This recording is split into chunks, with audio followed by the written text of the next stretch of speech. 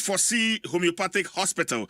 Now, sir, who tell me on a pay? Now, we were Holland, Belgium, Italy, Spain, Germany, Denmark, and also UK. And I say any of these European countries are the only Ghanaian medical homeopath. Ubetime ede wo yade akoma no ma ne waka twi ana no wa edi nkoma obeti kasa no asiyie aben enti hyene so sa Dr. Michael Kojo Chremanten and afi Dr. Frimpong se fa wo yade no ebra wo mo ewo Holland na ono betime ne wo mo atwetwe enkomo ewo +316 874 87122 +316 874 87122. So and as a Ghana Hanuma C4C Ghana had their branches no Ashita Ghana Hamia Bebre Adenta SDA Junction Ubehu C4C Ewo Hot Sanso and a Cape Coast Green Hill Aguna Swedro Aguna Dobin Fijai May Sport Ewo Takrade and a Juso Kwamo Ewo Kumase when a doctor and penny for Mother C4C and Ghana ha and Trim Como 050 40331. C4C, once treated, forever treated. Abofra ne duane diem ehu hia pa se wo ya wofo a abofra no wadi free bosome mienu de bosome ensia de ekono chane so se obema ne Yamvita na Yamvita no eboa eye infant cereal abofra no nani beje ho. Yawo variants bebre wo honoma enuane no ahyemu ma yawo Nutri-V a eboa abofra no ne nyinimu na yawo ahodo a eno so abofra no nani beje ho ebia yawo maize na wheat yawo rice na wheat enso so ewo ho enti hyene so ewo 16 essential vitamins and afi minerals as zinc iron and calcium ewo mu enti bemi ma abofra no na wonyiri Yamvita, a delicious way to grow. And I'm a friend mo anso so sabetutwa abofra ne sen abofra no wadi fimfie mienu a de konfiensia obetutwe ne sen ama nani agis tutwe no ho a Kel Kids toothpaste and I make come for e de ama bo abofra ne sen ho ban e mananum te manese no enya hoden paifita egmodin na pe Kel Kids toothpaste na fatutri abofrano ese strawberry no ewo mu nti e ma abofrano nani beje ho sana pa bia ene anwumre kwakwada na obetutri ne se Kel Kids Sama Company Limited a wo de saso e ba adwaso wo mo ano mo de Kel Kids aba adwaso Kel Kids happy smile o madaroma ene de apom de ho twetwe enkomo twetwe ye de ebre wo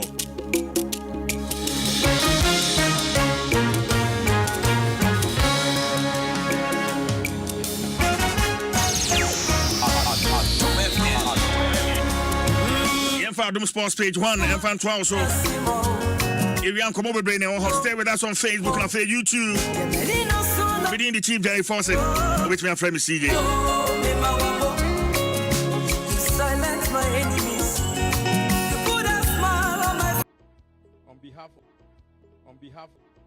on behalf of Adom FM Adom Brands Multimedia Group I declare the Adom Praise Choirs Edition duly launched. Adom Praise, yeah, be him. Adom Praise, yeah, be him. Adom Praise, yeah, be him. Say, Mami Nyumbako. Wado baby, I want wado baby, odo baby.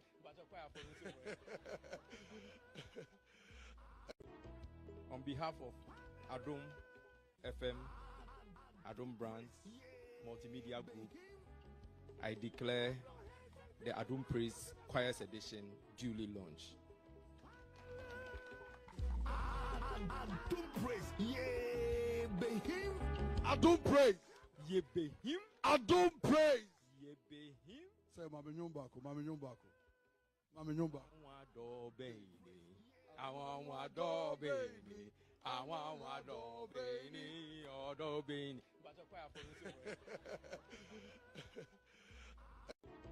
On behalf of Adom FM, Adom Brands, Multimedia Group, I declare the Adom Praise Choirs Edition duly launched. Adom Praise, yeah, be him. Adom praise. Yebehim. Adom praise. Yebehim. Say mama nyumbako, mama nyumbako. Mama nyumba. Wado baby. Awa wado baby.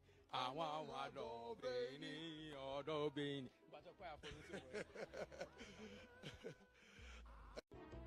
On behalf of Adom FM, Adom Brands, Multimedia Group, I declare the Adom Praise Choirs Edition duly launched. Adom praise. Yebehim. Adom praise. Yebehim. Adom praise. Yebehim. Say mama nyumbako, mama nyumbako. Mama nyumba. Wado baby. Awa wado baby.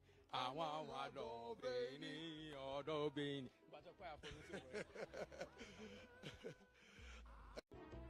On behalf of Adom FM, Adom Brands, Multimedia Group, I declare the Adom Praise Choirs Edition duly launched.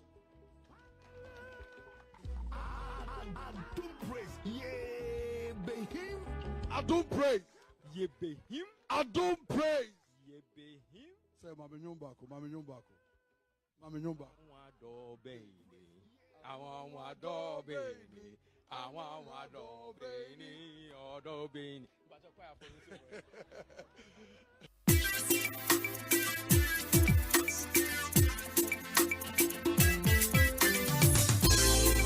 Radio 106.3 oh yeah. Radio 106.3 mwanga so mwato ebe munya oh yeah. Ebe ya Adom FM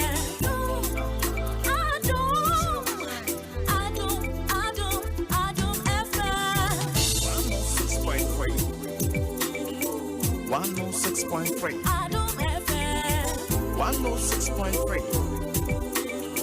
106.3 Adom FM One tell you what Catch your manai Adom FM Ebea One tell you what Adom FM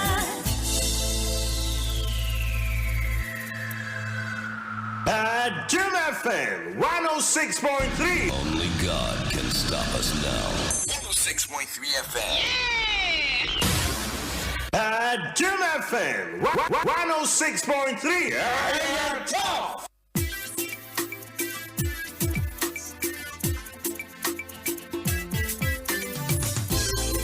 Radio 106.3 oh yeah. Radio 106.3 mwanga so mwato ebe munya oh yeah. Ebe ya Adom FM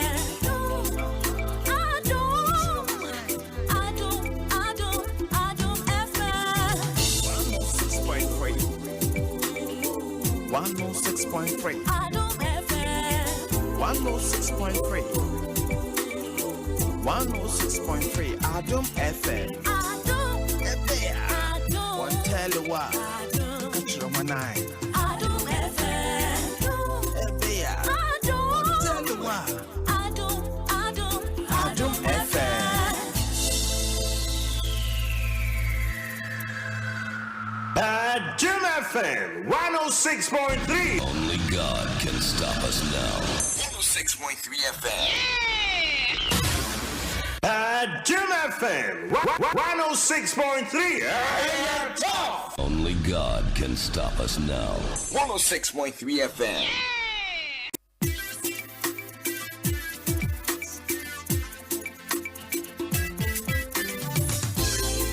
Radio 106.3 oh yeah. Radio 106.3 mwanga so mwato ebe munya oh yeah. Ebe ya Adom FM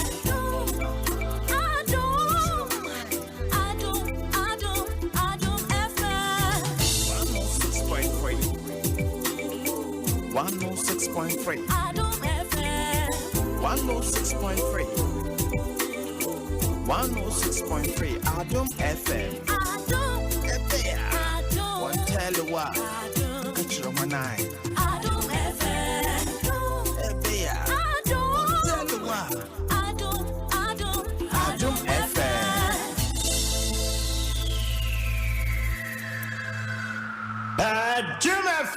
106.3. Only God can stop us now. 106.3 FM. Adom FM 106.3. Tough.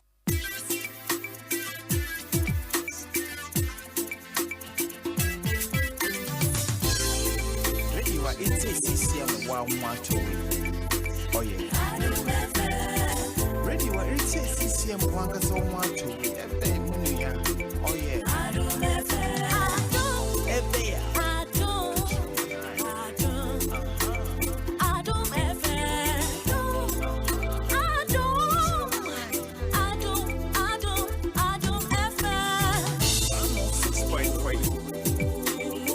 One 106.3. 106.3. Live on Adom 106.3 FM. League Kwaso Sansona Black Stars. Boy. Adom Sports number one. Yes, feed the senior national soccer team, the Black Stars of Ghana. One more Akachim Patrol. 2 friendly games a day. Anyone near you free October. Mono. Yedikai if you are. I'm a Mexico for Achia Hufi and Yapoto. 2 nere. No Mochi and no Yang. Ever international friendly match at Basso, the Bank of America Stadium in Charlotte, North Carolina. And Samachi Nanwati Pana Ghana Casa Mexico for Number about 1 fair 1 chain. Miruna Miania the Hawk Panyas and Ketwa. Coach Chris, you chairman for Shassia Bonus was a chairman, Coach Chris. Morning now, Sans, I didn't call you, said, and you and Chaff Conoba, the Oya Windia boy. Chris said, first half for the Ghana, dear Kama, your Bomodia, second half for Nasa, Kaya, Mexico for the moment, so Kama, so yes, but more from Vogo, Ogusu team, no GDS next game against US India. You hit my boy, Mapa. Now, I said, Park and so, you said, Nimusu, Mexico for him, Park and so change. We knew we were up against a very good Mexican team playing at home on a surface that they're used to. So we knew it was going to be tough opposition. I thought in the first half period we coped well, even though we didn't create the amount of chances that we would have liked to have done, but I think we had reasonable good control of the game.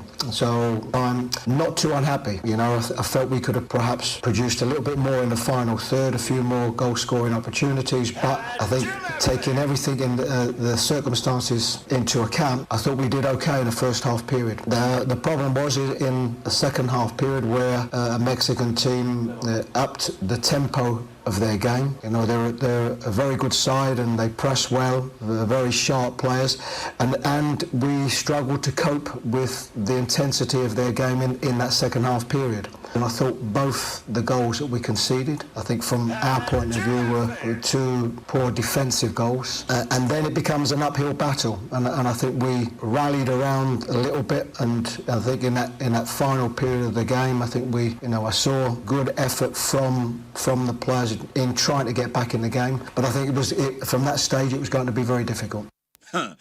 Was it baby Adria na affair Persia Samba back a bondy and no bed in what you two a shang baba coach Chris Utin. Then some more dear to January Chassa your next game. Yan USA for the Pemso, Ebenada, and Tika Shannon so South Farm, no Casino, Ghana Rantana touch it down, Crada da, I Shani Musebi Biabaque, Tennessee, and one Ghana Rantana Coco do America, man when your life with the move Bobby. Now so Steriano, Yasha, say US and never found answer and farm, running crab and a betcher. It is Shannon South Farm, Joseph do your pla. Nti samachi want to me ensia kan fama o my Ghana penny for etrasi din hwese no edu ehon fane dia Abdul Hamidu emrai no mra meshem na bibia ntimi kwetimi no ka say Abdul Hamidu na penny for ton safre no say eye o mama team no ho na the second international friendly against US no or so betumi abobi na bibia ntimi akọ yeah na rest na nchene so esiete a ma enra ana kwambia so no kokko kan when ye hwe no so betumi training na yetimi abowra mu na obenya bia bo so nya bi mo so a emre ne krabia bia na Bachelor Abdul Hamidu Fatao waka team no anya sam keto akrenta no se ne nsam no so esietie no kamediama team ekokobɔ friendly match no one DC United for bomb camp you know team back no to afi this year mediama camp akoka Black Stars ho edition no so from local player back waka Black Stars ho no nti eno ne se ne nsam no so esietie Black Stars ho yebedi ache after the game the ekoso Abraham Kono Tennessee na no ye de be bra nwumre International Sports Week 2 so ya ka national teams na catch the women na 20 team no qualifiers for the World Cup we be pass USA moto mu ya na Western and City na Ghana nya bre papa say bet makosa World Cup ibi na say be kwose enko na say qualifiers ahodo ayebo na etimi kire bobre na second leg of the qualifiers ye Chigini Bissau Shakra Sports Stadium ebo mo kam yensa mo ntumi ante na no yakobɔ mo 3 ani asa be che mo asho mo 3 je ka bo mo 6 grofoi sade ya che mo he mo ho aba mo coach see Basigi na coach Manipad Ghana 20 team no and when say mo to dwa say twa na ni bedi abedi no am I ne bobo I am bobo say hand your ma wie say next game against Eswatini no so say you me feel World Cup on your pese yakɔ when dey prepare kwam. I will say that the Guineans came with an impression of playing defensively so that they will not concede many goals. So tactically, first half, I would say that they were well organized by frustrating our team. So we could not find our rhythm until the second half. We spoke to the girls to have patience and play, just to have open play so that we can get the needed goals. Because in the first half, we were in a hurry to score. And I think that it worked to perfection in the second half. Way any coach you see Basigi Ninsamo de Tuja after say Niama Koye Adema the Black Princesses of Ghana Yegusudio Machi Erasana Maunsi Sini Besiako likes of Ameyamune Mariam Ponsamu United to me board money niti pade Magana yet to me Aboramu Yasebi Piabe to me Akoya Narasan and Shani City Africa dear as a Gidiana 20 Mudio any Gidio any Yachuebesho any Yachuebesho pa Nakas and Rinsan and Samu Suicia Ghana Yashanimu me acquire next round against Eswatini. Eswatini dear. Yabesho.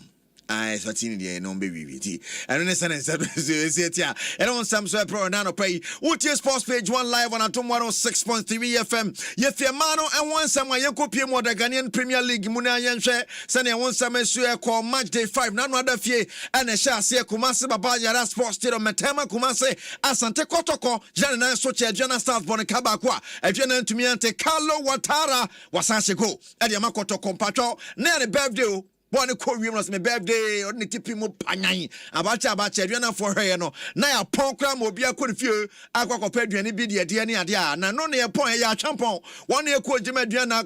Charlie. No credit, man. So.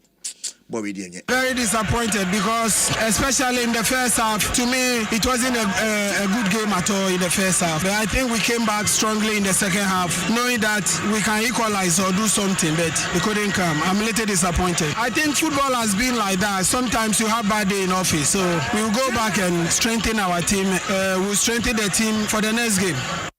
Way and someone coach at some point to just say we will strengthen our team for the next game. You ever send no so same Besiako 1 year and you share now. Prosper Neteogum, 1 year coach Manipadma, Matema, not in someone to just in Yaji. The Nyaje passed the Ochrom training no almost just was Siania dear. Come on. Naniswa Yamakalo Watara pass or Bev Ushe goes. I'm proud of the boys for their consistent performance. The way we played in Accra, they've been able to reproduce the same performance. And for Kalu, it's a good birthday gift for himself. Today is his birthday, and I'm proud of him. Good showpiece. That is his trademark, and he used it when the opportunity came. They have to believe in what we have taught them at training and keep practicing it. It's all about the application on the field. So, we'll keep practicing our training grounds, and when we get it, we'll keep instructing them to keep the structure and keep the movements within the structure so that if the opportunity comes, we can score out of that. Way coach Prosper Neteogum coach pani de Masante Kotoko ne nsɛm de to dwe Dwaso memeda no asunyane coronation park bofo efie de na mo yɛ rough kwa wanye bia odro bi de obakwaje na ode we petre bibia ne Gold Stars timi kopie mu ho ekokonya draw bibia ne form first draw of the season away nie away mo kwa ne ahyam we de omutimi kwatwe draw ewo aye coronation park ya na nya sam keto akra na Frimpong Manson e coach dima bofo na ode nsɛm to dwa kakra za chale na match no modern ne modern hwe. Oh, I think we did well. For me, looking at where we are coming from and then looking at the kind of oppositions that we've been meeting, I think we played well. We played well. Because Babiani, they are a very strong team. They have a very experienced midfield. You know, at any point in time, you could see they pose a threat. So for me, a draw is better than getting nothing. So for me, I think for me, it's okay. Coach Frimpong Manson, why coach Dema now what didn't somebody to just says it's okay. Now Okopiem the Kum just game watch Nation Self-Share Fiebon Bako, Emmanuel Sapon, a go near the point of Golden City Park, Sans Work, Legon City's Nibechem game on the year 1-1, Frank Country, Eshadima, Legon City, Anna Samaku for Shadima Bechem, any a point, Tamale. Ati uche Carola Bonne Kamiasa Carola Timumi Enuka Drie and Kaya Bokampa de Martiu for Naso Nyamisi Behermoa Omotiminya 3-2 win no Atasa a Usa Fie and a share at the Martiu for Sabantin and Roma dear House of Folk Usa Fino Hadripa. And say Sports Arena Patwa Summer Testina Fiat Dreams Bonne Kamianwa Dream sent to me ante Babamu Samona Shego Nima a Summer Test na Fisono a and na ye training sa Great Olympics and a Car Lions Beppo was a Accra Sports Stadium Oli F4 appointment this season past and say so far one more good meeting and the American Sakalans bet Masanya au galeli moi nanke sa to folk ni out of France the boy near Wafa Park now so sa game near 2 at the shed and say and so ayiri ewa kwaso ma bangre mu chese nsu na no de nkura wo nsu na no nyina obi atiate nti so kwa fa yiri tina haso folk ntumi nko seka players ni betime swimi kakra dia ke ko ball ne sa but players ni swimi to want me ndware anko am yanko ball no so kwa fe ti out of France na to game no ye to aseda mediama ni so atreman eno so mediama fo kwa bro chire afi na o ma wi am aba a chese ye nim sam ni so atreman game no so ye de be pem so na bibia so atreman koyi ti wey ene de ye koso on ma ye de won sam so e bro ne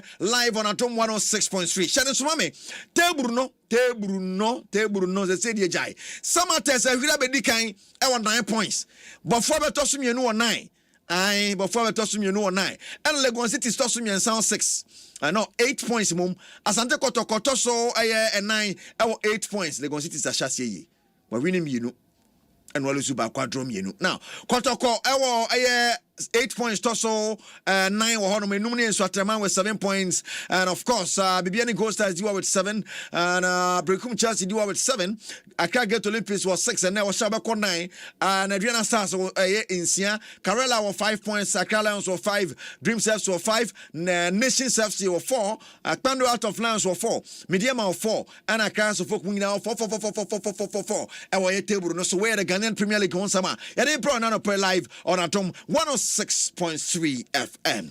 Time na bukof enti yemfa nwa na anwumre ba de yaka atudwade ama Euro 2024 qualifiers na go so kwaso a me no ka se bia qualify na Spain for qualify ko na Scotland so qualify ko dada ai okopie mu e wo ye group B so France for qualify fi oko on maka no fanya mo ho so bi betima ba na group C heading England Italy mu nyina ho no mo bia qualify he ye be head ye won besi akọ Turkey qualify and Turkey qualify Belgium so qualify Euros qualifiers no they are no Portugal so qualify Ronaldo mu yadwuma no akesanya sam keto akranti wey ane sane ensam city e wo ho a ye de won sam so Ratcliffe no United no beje esan se shake na twene ho afim this carton pada beba no abaji team na ye na say Glazers no ya mo ante sa team mu kele kitemu ton team na yo mo yesamako oh dabi that's how you are watching pork we feeling some na shina just say game keke so enkofu twampoa munya team sell boy anyima me nhia efac ni bx tablets can when you some no buy MTN everywhere you go. My MTN app no. Abba, what are you talking about? Come on. And a DBS Industries Limited. So DSC akonkonsa abodan so. DBS Industries Limited. Minia Daniel Ampoma. Bono na ye the owner and CEO of ADB Furniture. Yes, ADB Furniture. He said, I don't know, be at the age of Ghana, Bedu January, and I got 21 citizens in Ghana. Mr. Tanelampuma, happy birthday, Kona, to you, or Luton to see our UK Motomo, Yamisha, Anton Konem, Bibia, that must be Yaminyamau, in the name of God, the Father, the Son, and the Holy Spirit. To be my so I want Bible say, baby, I don't know, the whole Nabechow, Yamin Lutin Chow, Ati. Yamisha, happy birthday, Minia. Yamisha. I'm saying, you're not answer the sports page too. But I know what the Nankasa can catch one home. Erica see a dupe D. Yes, sorry, so. You're essential. Because Dwaso Nsem. You have 10 voice messages. Kofi George, wapa new. My friend sa, me no nyina sa. Kofi, anti akwale ye na wochi eda ye nimu yo. Me eda yakọ. From me why? Kofi, ayo mami biye wo. Me fra wa, afa. Oh, me ya baba wa no. Ye tu me for some men Adom Snet. Nansu menti. Ene me dan me ma. E wo mu se aka chira mame. Nanso wo de, wo betumi atoto wa namon yi. Won pese be wi o ti se Kofi George awofo. De bia agise wo frɛ esremwa efri wo ma ho. Emfa wo ne adwuma wo ye. Fa wo dom seed ai free snet. Na wo benya old age pension, invalidity pension. Na so wo free mo nso a, snet betu esika pudu ama wona uja wona chiri. Eye wo da chi Fano personal. Fresh star 711 star 9 hash. Na chance ye tua won toboa. Fresh snit was 0302 611 622. Snit ye DM washer so. Kaisen shake a down. SSNIT. Densifue DBS Yamamontia se abe sheshe ene DBS fuatete won chance ne so aba fom kra obi a betimi atobi woni so odoma ko abo ade no oboye nsuo ye wia ye mframa ne bibia asoronko ne no so emu hwehwemu ene DBS Industries aya waye ho chance papa bi ade abadwa so eye Colorlink Plus aya ka ho asemi eso mpopo enwe na ache na ho den efe so keke wo yitete aya tete so de si nchen a ye bold dance wa ye ma 20 years warranty ho gunsuo gunkra ye dwunem asiesie Enya no fafa kwa ne de ka ye ma krata e ya dance die che sampa 20-year warranty no e ya dwuma anu nti konna kwa hwe DBS Colorlink Plus in chance ya ka ho asem ne bi ene de ya hwe DBS Industries e wa Accra Spinters Road DBS building nim ye ben Papaya restaurant hotline here 0240 844444 Kumasi Tamale Takrade enso betimi afra yen 050 600 4242 DBS Industries Limited e ban chance dia ye need to pay.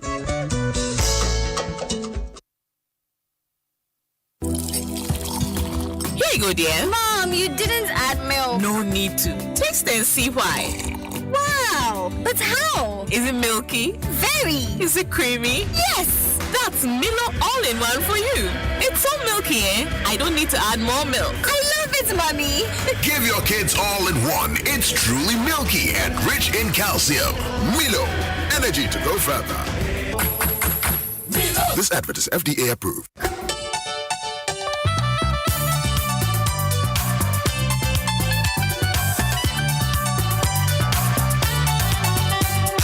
Etiefo, yɛde Nestle Nutrition Line dwumadie sonko brɛmu. Nestle Nutrition Line yɛ Nestle Ghana Limited mmoa ɔde boa ɔmanfoɔ. Nestle Nutrition Line boa manhunu nnuane pa ne mu ahoɔden a ɛde boa nipadua no. Afei no, mu anonko. Yo midase bro. Omayma mamunyina achi mama kwa basa mama transe de ba Nestle Nutrition Line edidipa enchechire pa boa monya asetena pa ne edidipa so. Medi anima boating. Ena chechire mo no ye behwe bone health. Mechire ye nompenu mu ahoden a ewo. Na hie ho hia ene nema bia betimi aha ye dompenu ahoden ene na pom den se ne esitie. Eho hia pa se ye nya nompa ewo ahoden fi se eno eye adwumaso ewo ni padua no. Enfatu ho ne se ye nompenu ebo ni padua na kwa no ho ban. Nema ekwan so eye hwehweye a ede nam so na atwe anase edi calcium esie woni padua no mayen edo na boa na fe atimi amakwan na calcium no so asansane aye adwuma woni padua no akiri kura ade ba ko eka ho eboa pa eme ndo mpene nya ahoden eni calcium ento hwe edi dipam ahwehweye a se calcium woni padua no no na ahoden eba fom a betimi anam so bi kura no ama ni padua no mpene emu ayemre afen so enya ahoden eno kura betimi aka ho be ma enche bia no ona apim bibi kakra bia se ne tetefo no kanse na africhi wanya fracture anase bia emu kura ebu milk ena dairy foods mechire milk nnuane afa fish nsuomunam green leafy vegetables kontomrenum atosodiye abamononom ne nyina ye kwan a nnuane a yedi a eboa ye emienya calcium eno so na se mre bia no wonya bia ka wadidie ho na aboa na etimi abo odompe no so eho ban Adia baako biem so a eno so etimi di ha dompe na hoden anana pomden eye opom atenatene anase exercise. Ehwehwemu adena de se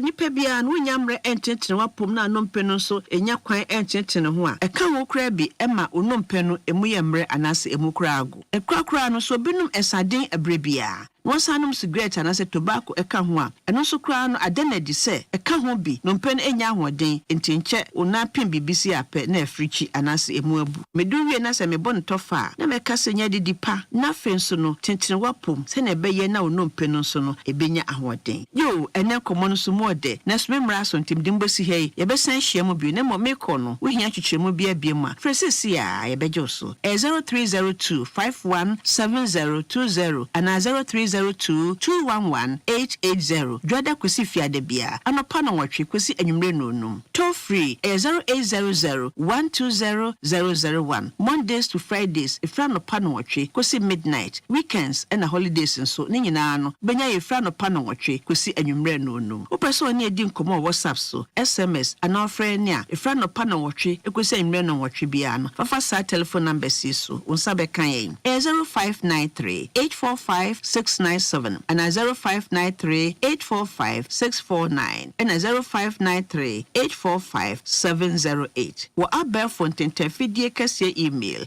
consumerservices@gh.nestle.com. Edamu na se na so manyamre etie dwumadi. Momien san hyiam bio mama monity enyado. Here you go, dear. Mom, you didn't add milk. No need to. Taste and see why. Wow, but how? Is it milky? Very. Is it creamy? Yes. That's Milo all-in-one for you. It's so milky, I don't need to add more milk. I love it, Mommy.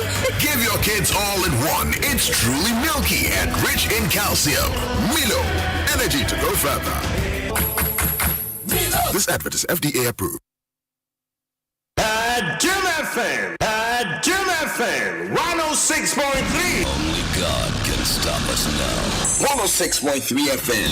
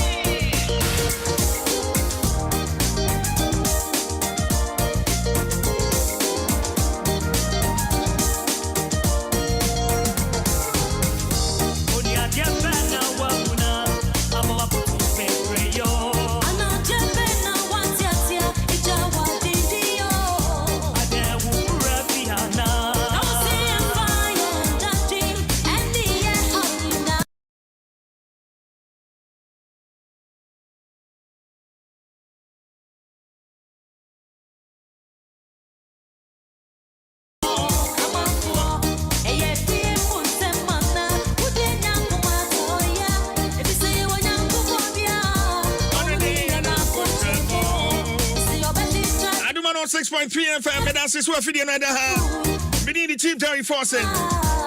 So, what talk radio? We are live on Good News FM or Talk Radio. Radio Shama so was Shama what you encounter Space FM or Takwa Asafo FM Elmina Ofie FM or Chimada Yakrom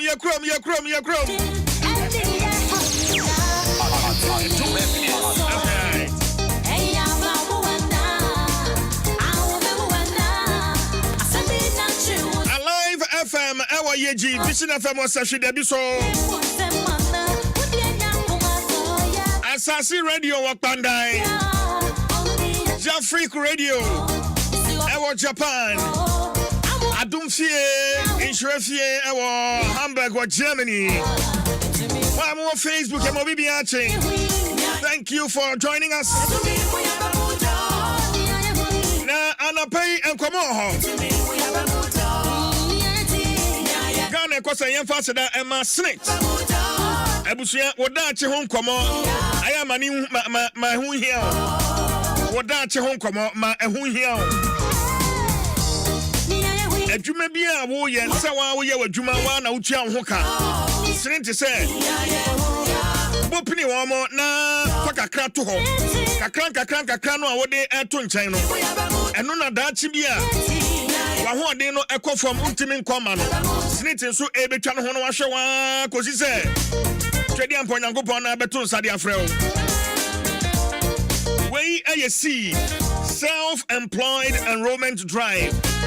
And a place out because in Osaka Sebuano. I was a former Shiraso. See, you know. Yo, if you say I can't say no, Fanny Hansen, I say I would dance you. It's a funny personal. We a driver, would see me, trotro driver, taxi driver.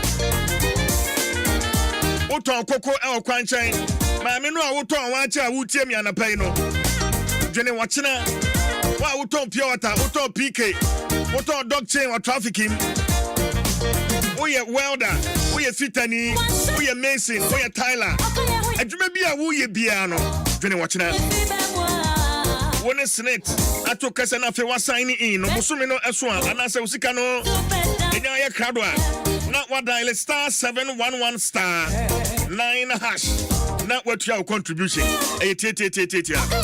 bibi chiri wadwen a wona snit antwetwe nkomo 0302 611 622 se ubekuru wudan no na echire no wo mmaka bia mu a DBS na make am for the amount. DBS Industries Limited at the Colorlink Plus roofing sheet aba. Color bia wo hia, size bia. Enti project bia wo ye say your warehouse, say your ofie, say your sorry nine. DBS Zabra. Na wamo M1 include dining farm. Quality roofing product and a steel trusses on the crew dine on the amount. DBS as a Kessiano Ewa Springtex Road, one bank Papaya Restaurant, Sansusuna Udru, Sapemana, one bank China Mono. Only DBS and Casa toll free number is 0800 626262 and 0240 844 444. DBS Industries Limited, roofing Papa Fee anyhow.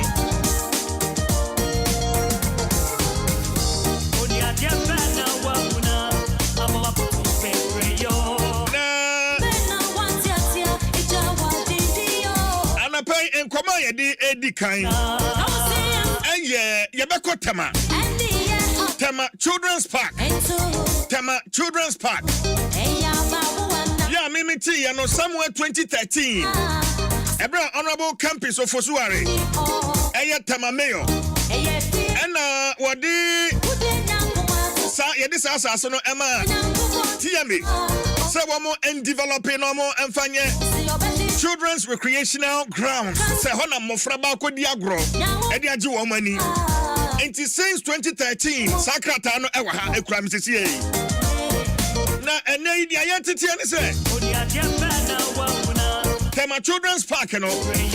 Ye di ama wo bi a ye di hono mo eba be ye casino. Ye di be ye casino. Wa wonim casino no ha na ye koba so aso. Na fei ade sa ene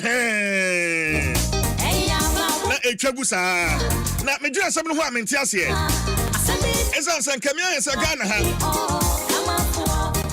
Baby, Sassy, the Biana, man for Fumafa. One more air from Sassifa. Wait, dear. And now they are better say. And a pay mission, come on, say, Eddie through her. Nothing, you are. Yahobianiaka. Joining me on Facebook. Joining me on Facebook. Me wa videos and pictures. Wow, who's your Facebook says Tema Children's Park, you know, and I will share drone shot. Drone shot and I who is on. Sansa see any adiba by a casino, no.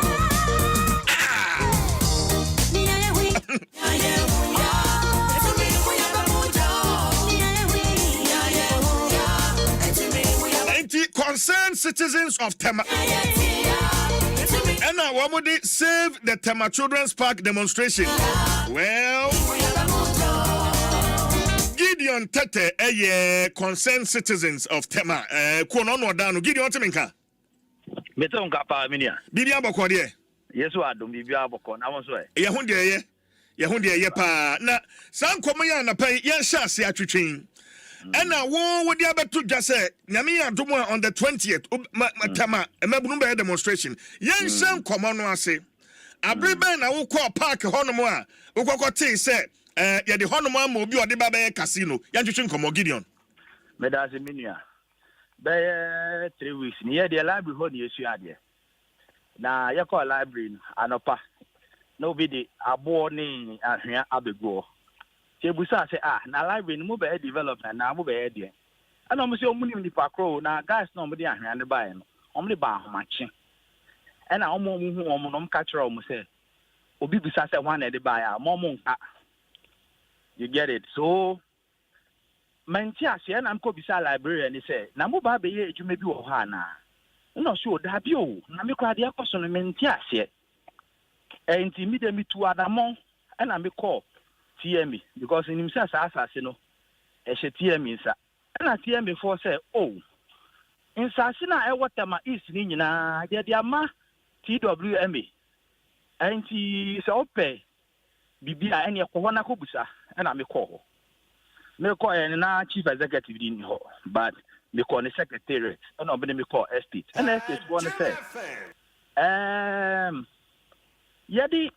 Assassin mom, Omunton mo bi and your multimin cash but only said TDC and an air assassin so into mean called TDC and I'm called TDC because TDC na many on PR Casai and also as far as we are concerned there Omunton assassin ma obi maybe TDC PR why on in Casai Mr. Ian Okwe okay to assume also as far as TDC is concerned no Omunton assassin ma obi assassin ye aban dia enti so obi claim say eni dia eni oboa onfa ne nkrata a ekire say eni dia mbra na msi you waka mate the following week me ya ko library na obi the excavator ba wa start to foundation na me busa say hey no ni ada na ekoso o si o no ye contractor onti ono we na juma onti me ni nkasa and am say be a citizen o man penyi say ye citizens me and spectators na me busa question I also to mama asase we public asase enye private person asase and he say one mama mu aya and me so mentwe ma okitan krata bi no de kire me no se hwe nkrata a kire say ye de asase amaye na me hwe nkrata ni na me hu say TDC manager as signing consent ama onipa no mata ama no very recently in 2019 say uncle ahead non developing ya also develop TDC manager ben your friend is saying madam Oforiata okay Dwaso now the interesting thing is say in krata no omunche ade potin ya say en fa asase ni nye the one say you lisi asase amana onua abaya asase so mra down want to me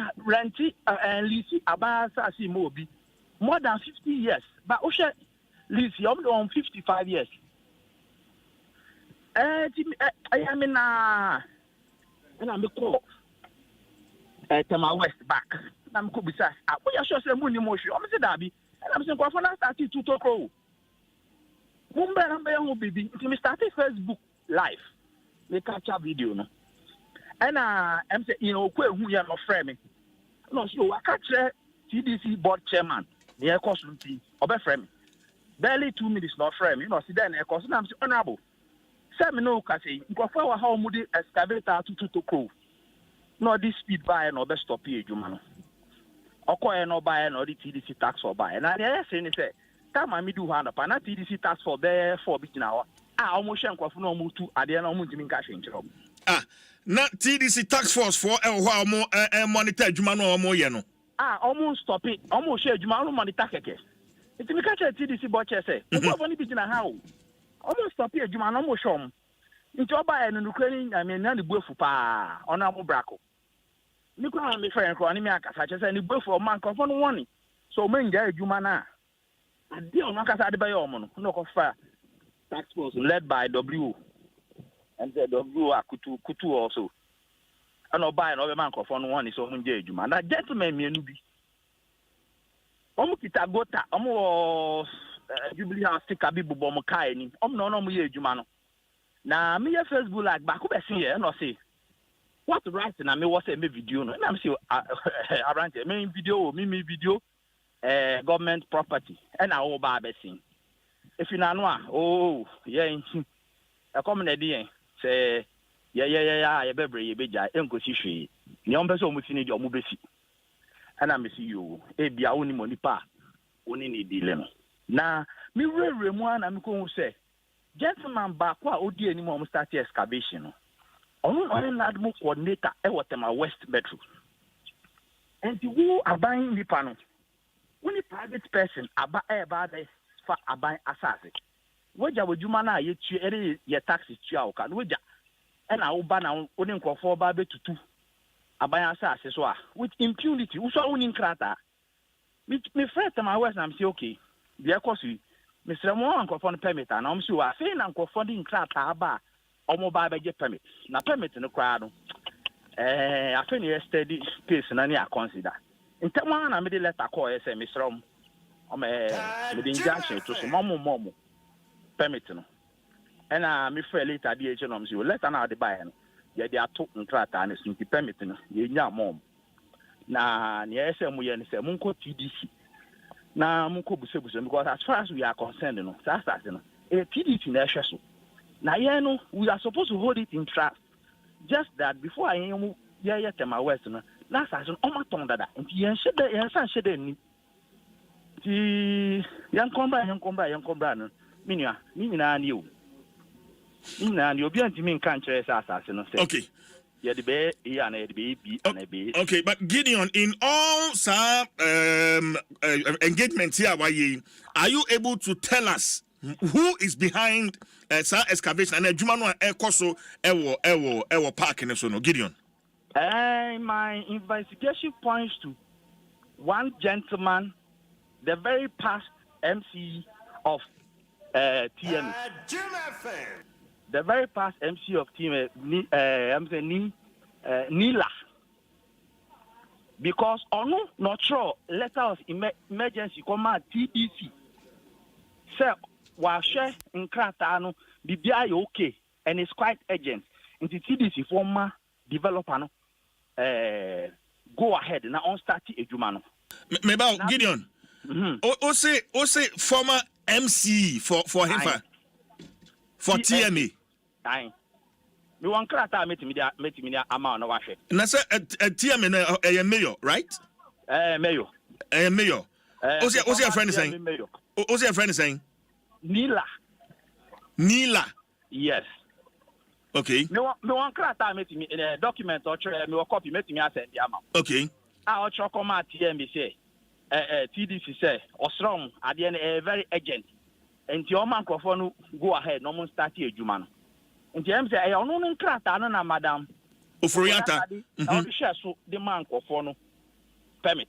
Okay. Go ahead, so Munko Jumano. Only Madam Ufuriata at Chinkomo, have you engaged her? Where's she? Many in Chin Comoy, but Bibia Fatidis one, many of PR no kata. Ian Okwe. Okay. And Ian Soma Metias, yes. Omude, Assassin Omnima TM, Omnim say, for children's park. Apart from children's park, yet me find you do. And it is Obia Basoba baby before Frau. No more woman in Hoshi. Omuma go ahead with the mind say, yet the Bayer children's park. Now, me, Shushamunu. Yani me fair campus former Temamayo. Yes. Onona Bresuna o release yes. Me fair no and ono say Temawo housing deficit. And the investors in omo baby apartment. Ama imbebunu e waterman enya edan. Omo the children's park no ABC apartment. I inti no mo go ahead no and amebusa say Anya bi identity across war housing deficit. Denti na Equa Sutherland Park. Omu fancy apartment. Osajifo e woni nyanse mu no eja asase ato wo se nkwala ewera me no ke me di agro children's park ho. Uko ha bon sa ya the concrete ayo wo bi ni mwa bi wo. Yeah. Me ya akola me di agro me ko scout meeting wo. Yere taekwondo training nyina wo. Nkofo mpanyifo bebre a this week last week me no makasa nyina omso omo yankro mu di ago yenya beto asase no di den na nkwa wa bresu de uton ama private investor na onfa nyehwe onchire de ori babe na ne yatete ne zo de besi casino. Does it make sense? Me were pictures of Chinese for na oma ba asase no so metimi a share ama e bia nkofo nti ase they suppose develop an crowd more number metimi di ama no wa frɛ no. Okay, I'll take those contacts of but Jinasomami Ian Okwe, a protocol and administrative officer TDC. Ian Aba Ahomano. So Ian Otelinga. Mito Kamadase. Bibia Bokodie. Yeah, Mitia with you for ya. A tier for Ejo. So now, what is all this about? As I say, TDC, Diama TMA, say Omo and develop to become a modern recreational ground for children. Yeah, and they yet say another developer so Baswa or yes, Juma say yeah, apartments, no bet you say yeah, casino. You speak for the TDC. No crap, Ben Pane, Ian. Okay, that's it. Mabim Tiamini and Gideon on the other side. I think so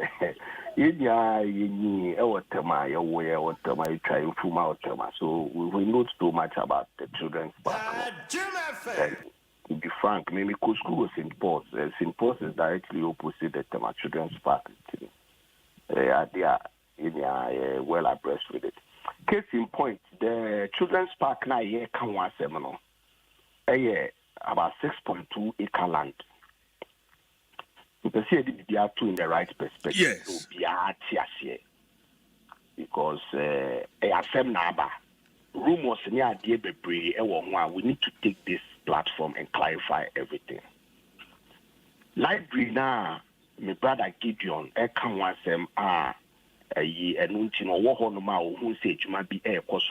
Facebook Live near the end.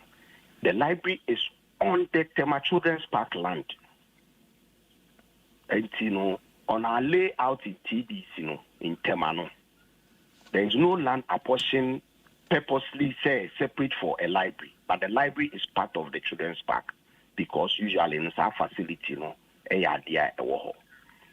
in Tema, children's park as part of every public land to say market, hospital, other public lands to say the passport office and I say all those public lands they are vested in TDC, but because of the inception of the Local Government Act, those lands were to be reverted from TDC and given to the metropolitan or municipal assemblies for them to manage it on daily basis.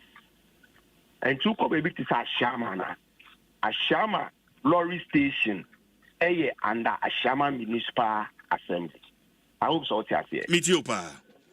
And it's also in the year 2012, TMA extra to TDC say, Omo per se, Asasia, ye earmark for playing ground. That is Tema Children's Park, which the land usage, for recreational purposes. You're releasing fair more so that they can have day-to-day management and then also later on develop it into an ultra-modern recreational center. This was done in 2012, and then we started the process in 2013. Then all canon. So I campus car so mo person no house in the visitor. Campus letter no trauma at TDC It stated clearly intent and purposes for ultra-modern recreational center. So there's a similar land usage near the amount. You can never change it. And no, na me per se ye I give you so Emma further clarification and I say ebia unyata regime say nobody can use that land for any other purpose except for the intent and purpose for which TDC edi ma TMA no. And so be by honum and I will share be no use to go ta or yet then no use to the ben car the actual sticker ben and one. Send your no I can me and the board chairman here because now MD so ya way. Ubia and to me ko honum and go use to land any other purpose. And for the purpose of this discussion, let me state clearly. Before anybody will process any permit in Tema, the drawings and application must go through TDC for us to verify and check the land use and confirm that it conforms to what we have given out before TMA or TDC, before TMA or Tema West Municipal Assembly can go ahead and give the final permit. That particular process has not even initiated from TDC's records. So Obi will be no catching some casino do baby and we raise tension now. There's no evidence to that effect. Okay, but Ian, Gideon, Katse and Pay say, when who document be or take my man or your manager on one, Madam Ufriata be assigning our site honum. What would be your response to let me that? Explain. Let me correct that. Or you use the word permit. No, we don't give permit. It's the municipal assembly that gives permit. We initiate the process and then look at the processes or the application for the permit. TDC ama any permit or whatever or canon. There was an application for sub-lease. TDC owns the head lease of all land in Tema. In land nana yedima TMA, we needed to give them a sub-lease in order for TMA to get that particular land. When we gave that document, we gave that sub-lease to TMA. If TMA wants to go into any joint venture, which is not against the Metropolitan Assembly way of doing their business. As for joint venture, municipal assemblies enter into them anytime. They can explain to you. When that particular document comes to us, and we give them a sub-lease in the name of TMA or any other party, it is meant to be used. Also, for the same recreational purpose. To me, Frank, we be before. It's or no administratively, we're releasing land now TMA. Not TMA have put it on their record. Say, I did wait the PCD. I mean, my example, Kumasi KJT market. Yes. Now saying TDC, Kumasi like TDC releasing as a Silama KMA. Not KMA say almost so many Adom FM enter into a joint venture in order to build a shopping mall, which will conform to the layout of the market now. What is wrong? They are not using it against the purpose of the land. They are using it for the same purpose. And that is where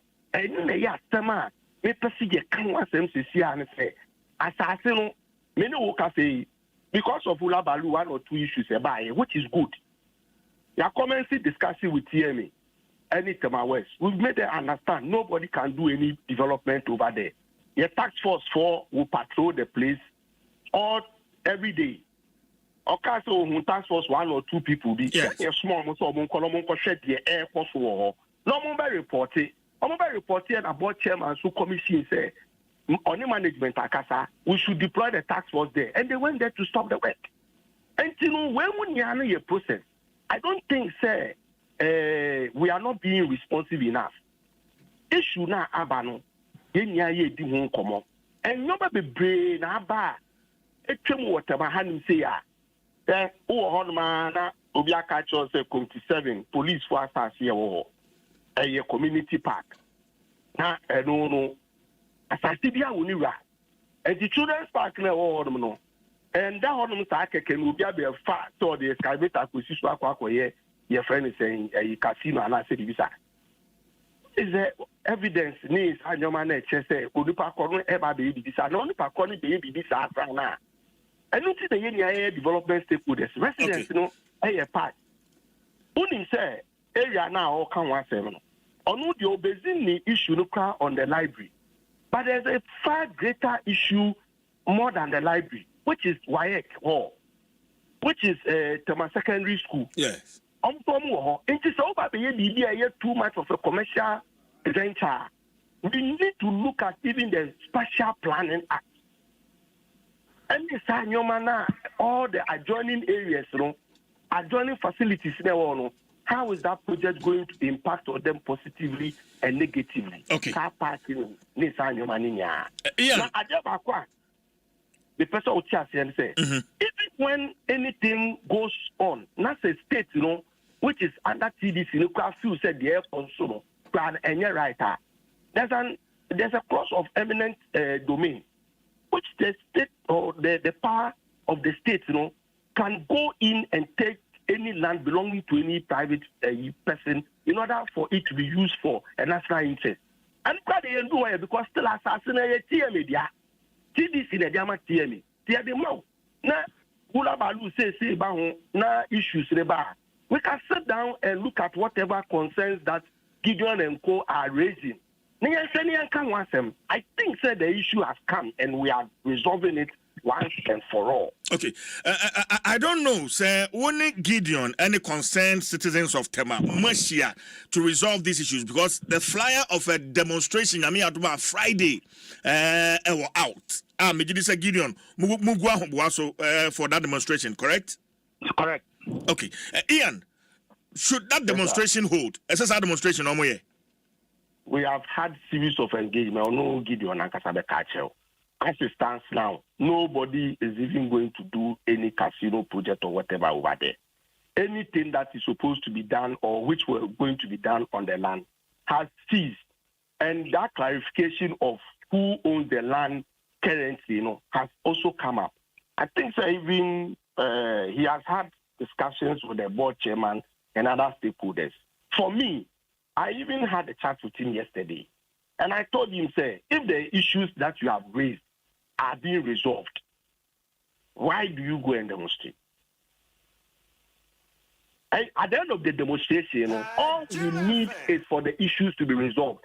So let me give you an example. Ashaman. There was a case between Ashaman assembly members and a Methodist church. They were going to go on demonstration up and down, say.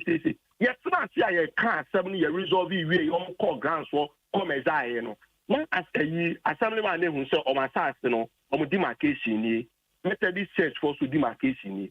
Now, I'm call demonstration. Why on Papa and why on Bonnie? If at the end of the day, issues that we raise, are being resolved or will be resolved. And so I don't think, sir. I think about up. We are being responsive. Yeah, even today and tomorrow, there's still going to be meeting between Tema West and your friend saying TME.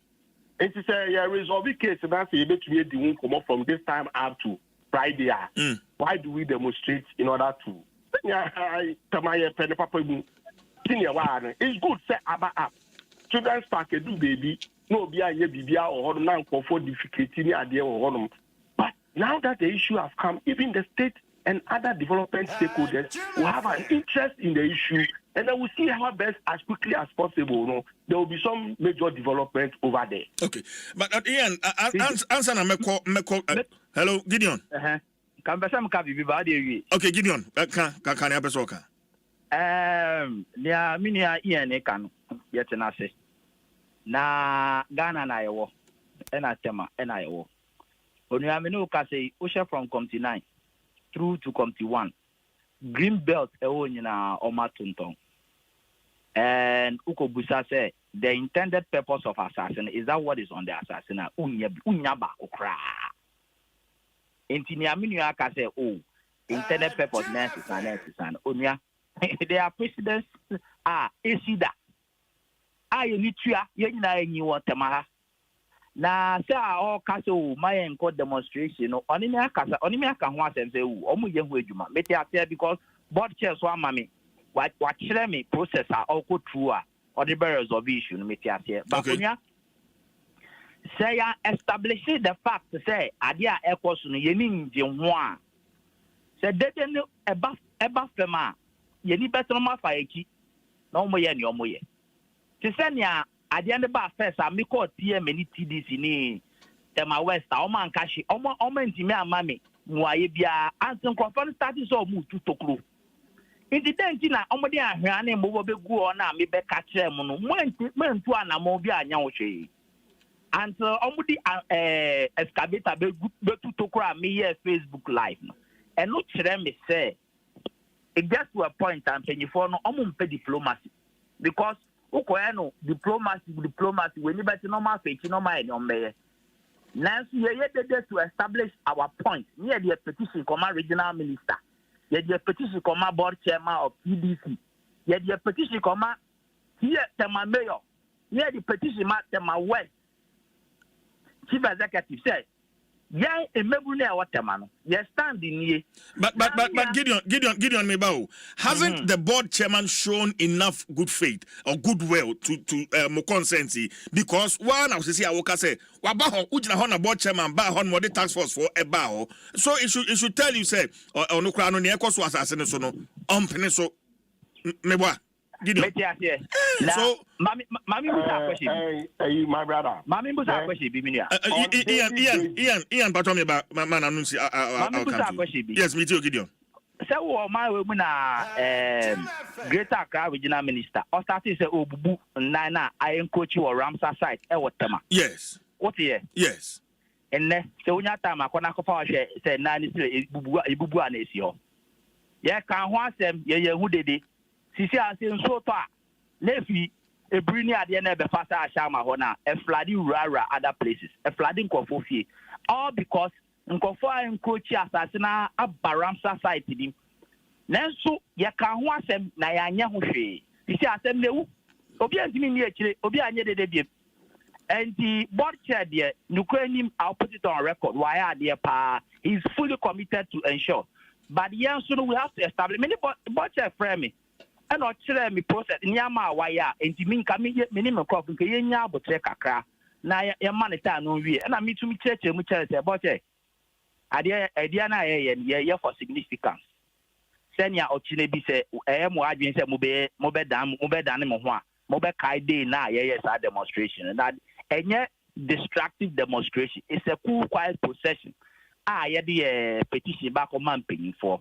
And I give you my word, say, you're not so bad, 50 people. And I answer you, so we won't allow any miscreant to join us. I bet the fact is, but near SA, put him say 89. Since 89, and a Zonta Club. So what is Zonta Club that? Zonta Club be a letter command TMA TDC say yes Remo you person you develop assassin to an ultra modern playground for Nkwala and to my permit me no can say they seen that Zonta for ni amon permit to me ma call Zonta office because I'm catching boys catching so assassin no and I me can say those times no mo ye jamboree ni ade nya e kobi nti me from president and I'm call office not sure me cat or in Kata way ya church akoma TDC. Very recently TMA say ya call for some disikaba. Near see a dear man kwala no we ra ho. Ti bum why na mo my permit. Then you know man zonta for permit. Since 89 zonta for one kata to recent. Oma mo permit. Now wait dia oba no. That young fan say me use wrong word say madam TDC manager my permit. Wrong word, Mr. Mufanchemi. Okay. On my consent letter. All right, consent letter so ahead and get permit Tema West. Semeboa, correct me. Okay. Ebia Brofuna na manka di. Okay. Ian, Sesiano yepe sa reshemuno that TDC with TMA and share and peneso mabibia and fete assassin so no and koso assassin so that at least we know that you've taken this matter up, Ian. My brother, first of all, even if it was a consent letter given from TDC, it was a consent letter to develop a recreational center. Maybe the person establishing say, Ubiang Emma permit to be in casino, baby. The first issue, there's an issue, and then okay, we are not a free back, so not another one. They free another one, not another one. Media, the person make ne ubia mobia regime say issue never happen. Now you say TMA4 acting on behalf of whatever was happening there because they have the possession of the land. 2, now that TDC is fully aware of whatever is happening on the place, say you making sure say the task force for no keeping an eye off the place, making sure say bia enkonko bibia ewo until say ya share na yama omo raise our concerns we mu nya no ehu say ade we na from ende nyochna eko ye be put you on record ye de be to krata so no mu nyomo enya sa rehemu say ade ekoso no ewo ohodom na eye any b utumi fa land no enye any other purpose except the recreational purpose. And I'm say in development, most of the time, from every 15 to 25 years, land usage, it to me by say, changes be one. And no crowd over to me, only residents, no, and a better. Now, based upon applications near the Banmavai, and in Yoma or Caniniano, and Yoma as residents, no, yet the input. Any recommendations by a beboa, not TME, any TDC, any Tama West for ye Bibia Yama residents. And it's a residence who should do concerns by I see any absolutely to be sure quiet the first one. Absolutely. Absolutely. Absolutely. That's why the brother between your culture say on daily basis, they need to come. Tama baby well planned. Say ye ka issues concerning playing grounds are a work from community 9 to community 4. Yeah, over to me, our cameramen, any will report a Saba. What check playing grounds and what community 4. Each community be I say one among the containers ACCC or one among the air tongue idea or markets, what I check residents. Some residents have also done certain things which go against the spatial planning. But all these things, idea, second, a double-edged sword. Okay. And you know, me feel say, like I give you on any concerns we are bad.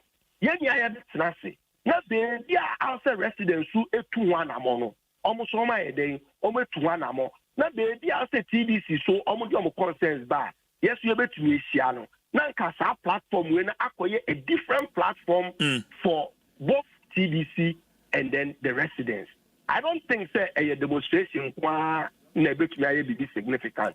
But we can even have a public forum instead of even a demonstration and then bring certain concerns and TDC will also address certain concerns.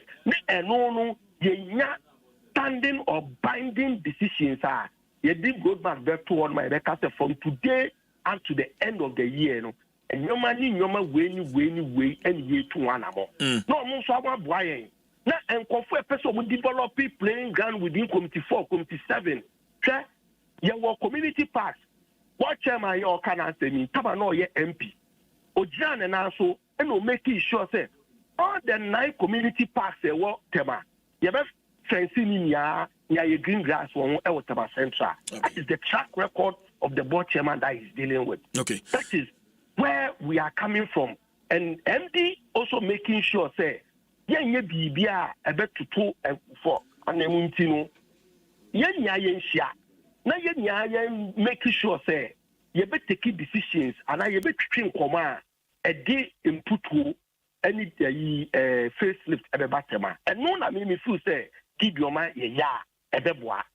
Not just for us to go and demonstrate. Na the chibioma na ye dembio. Oh. Okay. All right. Ian, some meeting, any engagement, I think I'll be very happy to be part. Yes. Between TDC and consent. Adom FM yes. Come on board yes. as partners. Yes. Yes. I would be happy to be a part of some meetings. We engage them. Yeah. They engage you near there, all concerns near there. Even before they intend to even demonstrate now. Share maybe from today up to Thursday. Sure. Most of these issues would come to some amicable solutions. Okay.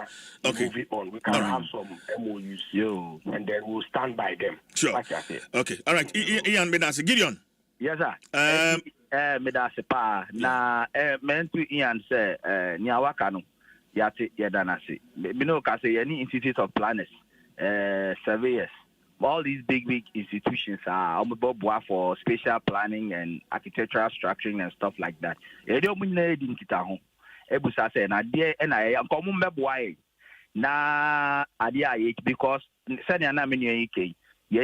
any solution, you will see a time. In the same light, so you have a solution. Solution back on say any zone for plan, 3D architecture, DBA or any Institute of Planners akasa omsi ombeba be boy no mache yani engineers and planners architecture we no obina omsi o tokwa na amoko ne de na ye beba ne abehwe ground so ne aboa mu senia modi nkrata be man penyifo say ni in a professional way and even though ye did no yes ye ejuma we chi to make sure say we are no ba fema the next thing will be development in the right direction. Okay. All right. Gideon Medase. Develop Ocean Park 5. Among for the Kotu Abontina, Ocean Park has been sold to them. The Miwa and them in Ukase. Ocean Park is going to be developed for public sector housing projects. And conformate to me. Public sector workers. Okay. Okay. Well, mama yan to ya bo deteni de hu hia. Eba baby a ye raise de no kakra. Ya ye de but get trust ni engage ni enya fruitful outcome. Yenya bibi e di mputu no eba. Ni ye binding. Why? Medase, Ian, Madam Gideon, Medase Papa, me point Ebekasa. I'll call you. That's Papa. And Ian Okwe, a protocol and administrative officer, TDC, and a Gideon Teten, so a leader, concerned citizens of Tema. And I mean, more attraction and Common Adom 106.3 FM. Well, game park games. At the pick one game at the Aba. Wamu a trade, wamu a disika, a hodonwa, ewo pick one game no eso. Na your numbers 1 to 36. Na wechabako one number. Na ucha between 1 Ghana cedi and 350 Ghana cedis are. You bought 26 times your stake. It is Canada a bebre. Unya chankwa ubedi. Enti foul phone na dial star 946 hash star 946 hash networks bia so and also download the Game Park app no and also say call www.gameparkgames.com obetimi atwa na fe wa share Adom TV yeah the 3 live draws yeah the bebre 9 a.m. 12 noon 6 p.m. and Adom TV Game Park more mula more power. Shining so National Lottery Authority and Sasha say about Dwaso Nsem say undi fie do watch ya mentwa bi. Societe Generale Usika Krabia wajina tumu edi 20 years ewo Ghana ha na wamo say aseda no yemfama customers say muni ha wamo so muni ho. It's been a journey of triumphs, successes, and innovative financial solutions. crafted to give you, your family, and business the best outcomes always. Today we are celebrating 20 years with you. Societe General Ghana, the future is you. Say Obeda na wasore enya pomodin latex foam and I make out for Ediama latex foam. Ewo mattress papa if you student mattress ya de kwa kesim a pillow so eka ho and latex foam. Edin konya so aba. Enti wo pem konya de besiesie wo fie wo office be bia wo dia ho bia no. Latex foam nkonya 1-seater, 2-seaters, 3-seater, L-shaped sofa. Kala bia opediano. Onsa betimi akane bo no so eda fam. Me ba choma nko social media. Na nko tuasika mobile latex foam dimu. Latex foam on krabata hodo shops ni ahodo ahita o man mu bia. Latex foam, your partner for life. Psalm 100 verse 1 and 2. I say, make a joyful noise unto the Lord, all ye lands. Serve the Lord with gladness. Come before his presence with singing. Into your druha, Adom Praise 2023. Enra and your pa hontoma. Your general manager Abdullah Awudu. Any team nina your programs manager Josh Tigo. And wow, what's your Facebook no Enra? Ewo lunch no ase no. Yeah, mini ana na osafo na odi dwumade no ho chia me. Abdullah Awudu so no gina ho, Joshua Tigo so no gina ho. Enti bra Facebook na dwumade e kwa so. Ewo Makers House. Oh, na come on. Enti edru ho Adom Praise we your choirs edition. Enti afie die no e ya dwumtuku ahodo. And I atonsa afre wo mo. Yeah. Enti ye krado. Afie itre da so harmony of faith. Voices united in praise. Enti shene so. Eba so 29th of October 2023. Ewo Perez Dome Jowlu. Eye kwesi ada afie die no ye no after church. Enti wo po asore no no nine na afie nyina ye hia. Ewo Perez na yede osebo enwom ni asa totrobento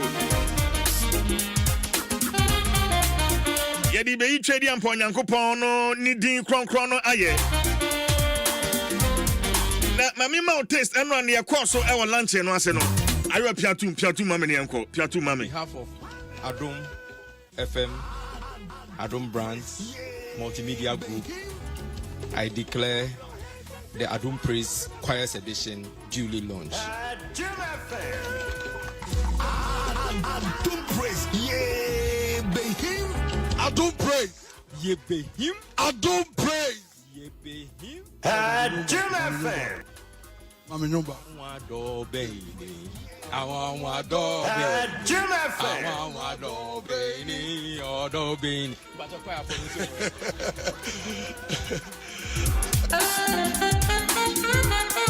Enti Abu maintain the voice of that. And Abu pray in the minimum. Abu voice there's all about voice training. Enti Adom Praise 2023 Choirs Edition, 29th of October 2023. Yena Inshia, Perez Dome Jowlu, 4 p.m. sharp. And once a Diane Farmer, Snake Seed, self-employed enrollment drive, sorry. Ayaudache, Fane Personal, Franco Trading Enterprise, Phones Accessory, and air conditioners, Papa Pathie, Access Bank, More Than Banking, Eva Milk, Taste is Believing, GP Garlic Mixture, a naturally organic, Escort Security Services. Think security, choose Escort Security Service. And media partners, Adom FM, Adom TV, Asempa FM, adomonline.com, Joy FM, Joy News, Joy Prime, myjoyonline.com, Sweet Melodies FM, Sunny FM, Precious TV, Footprint TV, and Christocentric Station. Adom Praise 2023, past edition, Adom Praise, Yebehim. 8 minutes after 8. Ma minyin kratwe imra sameba. awerɛhosɛm a asi ɛwɔ Fomena kuro bi a ɛbɛn Fomena efrɛ Kwaku kurom ɛno anwumre ɔpanin bi a wadi mfie aduonu num 55 years watwe sekan ɛde asi ne yere so waku ne yere na asɛm no awerɛho ma enyi nkrato emra yɛba Isaac K. Nomenyo will be joining us. Now, for this, and come on, the abroad radio on Adom 106.3 FM. Meeting the CJ. Stay with us here, ba. See you later, dear. Elom is here. Sure you don't want some of this? Are you trying to make me late again? Oh, come on. Have a little taste. Okay, just a bite. On behalf of Adom FM, Adom Brands, Multimedia Group, I declare the Adom Praise Choirs Edition duly launched. Adom Praise, yeah, be him. Adom Praise, yeah, be him. Adom Praise, yeah, be him. Say, Mama Nyumbako. Wado baby, I want wado baby. I want wado baby, odo baby. But a choir for on behalf of Adom FM, Adom Brands, Multimedia Group, I declare the Adom Praise Choirs Edition duly launched. Adom Praise, yeah, be him. Adom Praise, yeah, be him. Adom Praise, yeah, be him. Say, Mama Nyumbako. Wado baby, I want wado baby. I want wado baby, odo baby. But a choir for on behalf of Adom FM, Adom Brands, Multimedia Group, I declare the Adom Praise Choirs Edition duly launched. Adom Praise, yeah, be him. Adom Praise, yeah, be him. Adom Praise, yeah, be him. Say, Mama Nyumbako. Wado baby, I want wado baby. I want wado baby, odo baby. But a choir for on behalf of Adom FM, Adom Brands, Multimedia Group, I declare the Adom Praise Choirs Edition duly launched. Adom Praise, yeah, be him. Adom Praise, yeah, be him. Adom Praise, yeah, be him. Say, Mama Nyumbako. Wado baby, I want wado baby. I want wado baby, odo baby. But a choir for on behalf of Adom FM, Adom Brands, Multimedia Group, I declare the Adom Praise Choirs Edition duly launched. Adom Praise, yeah, be him. Adom Praise, yeah, be him. Adom Praise, yeah, be him. Say, Mama Nyumbako. Wado baby, I want wado baby. I want wado baby, odo baby. But a choir for on behalf of Adom FM, Adom Brands, Multimedia Group, I declare the Adom Praise Choirs Edition duly launched. Adom Praise, yeah, be him. Adom Praise, yeah, be him. Adom Praise, yeah, be him. Say, Mama Nyumbako. Wado baby, I want wado baby. I want wado baby, odo baby. But a choir for on behalf of Adom FM, Adom Brands, Multimedia Group, I declare the Adom Praise Choirs Edition duly launched. Adom Praise, yeah, be him. Adom Praise, Ye be him. Adom praise. Ye be him. Say mama nyumbako. Mama nyumba. Wado baby. I want wado baby. I want wado baby. Odo baby. But a on behalf of Adom FM, Adom Brands, Multimedia Group, I declare the Adom Praise Choirs Edition duly launched. Adom praise. Ye be him. Adom praise. Ye be him. Adom praise. Ye be him. Say mama nyumbako. Wado baby. I want wado baby. I want wado baby. Odo baby. But a choir on behalf of Adom FM, Adom Brands, Multimedia Group, I declare the Adom Praise Choirs Edition duly launched. Adom praise. Ye be him. Adom praise. Ye be him. Adom praise. Ye be him. Say mama nyumbako. Wado baby. I want wado baby. I want wado baby. Odo baby. But a choir on behalf of Adom FM, Adom Brands, Multimedia Group, I declare the Adom Praise Choirs Edition duly launched. Adom praise. Ye be him. Adom praise. Ye be him. Adom praise.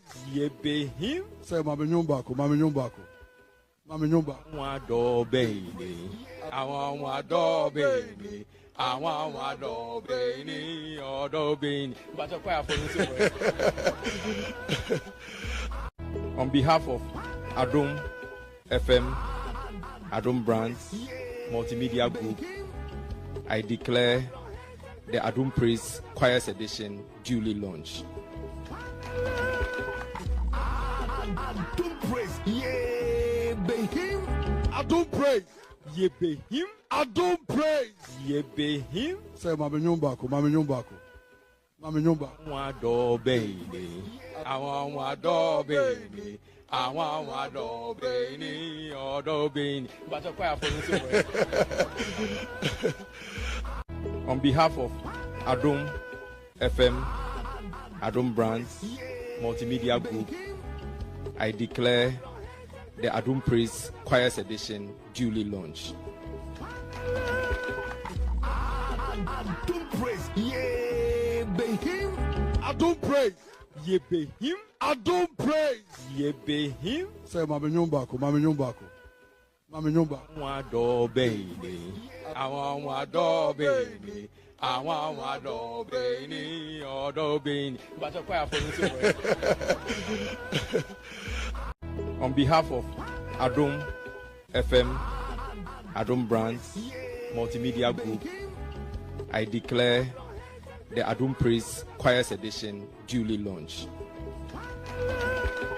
Adom praise. Ye be him. Adom praise. Ye be him. Adom praise. Ye be him. Say mama nyumbako. Wado baby. I want wado baby. I want wado baby. Odo baby. But a choir on behalf of Adom FM, Adom Brands, Multimedia Group, I declare the Adom Praise Choirs Edition duly launched. Adom praise. Ye be him. Adom praise. Ye be him. Adom praise. Adom 106.3 FM safi na odwa video no ato ha mame ma wache na me ma wo akwa babio ansa na me kwaje nkrato no me de etudwa se arehosem a esi ewo kwakukrom ekura eben fomena na entie no ekire se opening your friend Peter Amoa 55 years ena na yere efua tiwa ɔno so wɔ 48 years wɔn nyinaa wɔn te kwaku kurom hɔ na yɛnim nea aba enti ne kyerɛ sɛ ɔpani waku ne yere no join me ɛwɔ Facebook wobɛhu antitiwa wɔte aseɛ no ne mfoni antitiwa ne mfoni ɛna ɛda Facebook sɛsie wɔte aseɛ no nice woman joining me on Facebook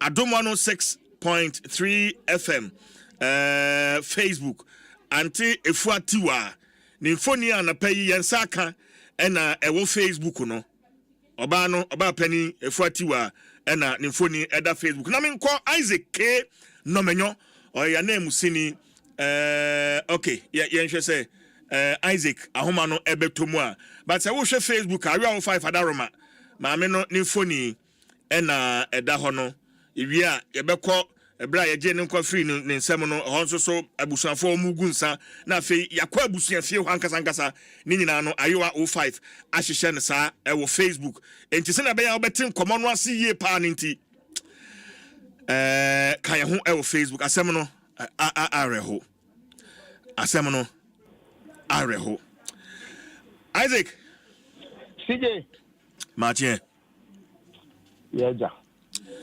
Bokodiye CJ mi ami mpomu die eye nemo areho na aba boy amane anapai me bedu adwuma mi ya na ofrem se enu anwumre amane a asem a watini enti me kire wo sane bohwi na duru fie ho na yemfa mu amane ni na mra medan Adom afabatiefo ne wo mo hwen ewo Facebook Isaac eba ni sen CJ said the odi kan de tu dwa no ene de nyumre mu ho ama wiem don ko de kondomienu na me nya ne ntie se wo be pie mu ewo old ayafe ko ba kwa ben ha a ye fra kwa kukurum ho piafo na wo mo ekonom na opani bi a ye se ne Peter Amoa obuche se wanya mfihia beye 55 a ne yere so de eye afia tiwa wono so nya mfihia beye dia 9 watch wo mo mamu nsia kitwa wo mu beye mfihia beye enum de ko eye nsia na mpanifo kakra so eka ho na obuche se ede da nopa na maame no ekra nsimu pedi ane kakra ane mane wo klubia yi mu no eye aya asikro mu no ko de bre wo mu wi a wato aso akwa asore iti ewo mu na papa me de niam eba iti ne baba ma ba ko e kire so ho no different ne papa so ohia no iti hia no hia na na so ne papa nkasa na ofoto ne papa nti ko papa no na papa ne ye nkage na papa ne bitu ne mu ne se wo tu kwan na ode ne kokofu a waye edida wo no abrante no ene ni nia no mu nyina de hye ne nsa so wo hwe ni nia no so ema no se abete se no wo ko he no se be bia wo ko no nya ma ni tia sa semle kekere boy na adwene ena wo ye pene wo frɛ ne maame na wo bisa se bia na esi papa ne be kan sa asem kire no iti ba sa na wo frɛ ne maame a na maame no so fon na di nti na so wo de tumpanifo ena wo kan asem no kire wo mo the honor when I tell you walk police station walk about police for my say and na FCA no do police station honor where you case na na omo friend say omo ho papa awa no ma duro a omo bisa say DNSA mo che say we ku ne yere no e de na to kokofu be yesuo bi mu nti eno na FCA nti ho na obo police wana man na nkofo no so yere no papa no e na omo de ne ba police for aka am pan so na waka na no duro and I'm going to call Benito, a Roman, a Sabia Danti Bombase, as you see, I'm in Ocase, one more on the whole. As I said, in Sium, and I saw a gentleman is in and I'm so, Emma, none of Tranquil. As a Jinasumame, Facebook, Ubehuno, about Penny Tiwa, or no, and Nanimbutu and Suanim away from way. And Facebook says, Facebook, Adom 106. Oh, Jesus Christ.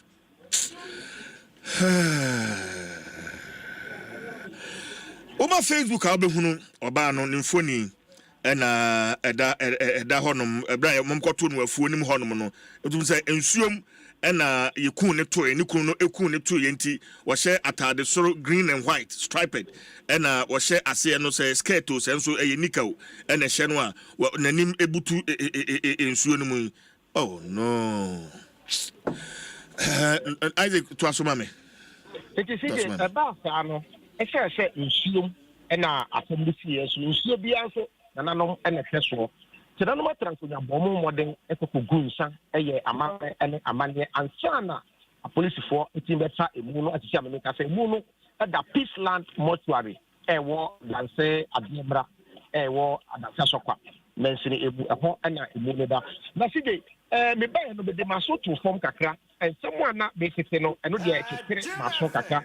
Now, Papa no Babema Marco, Papa no Cusini so.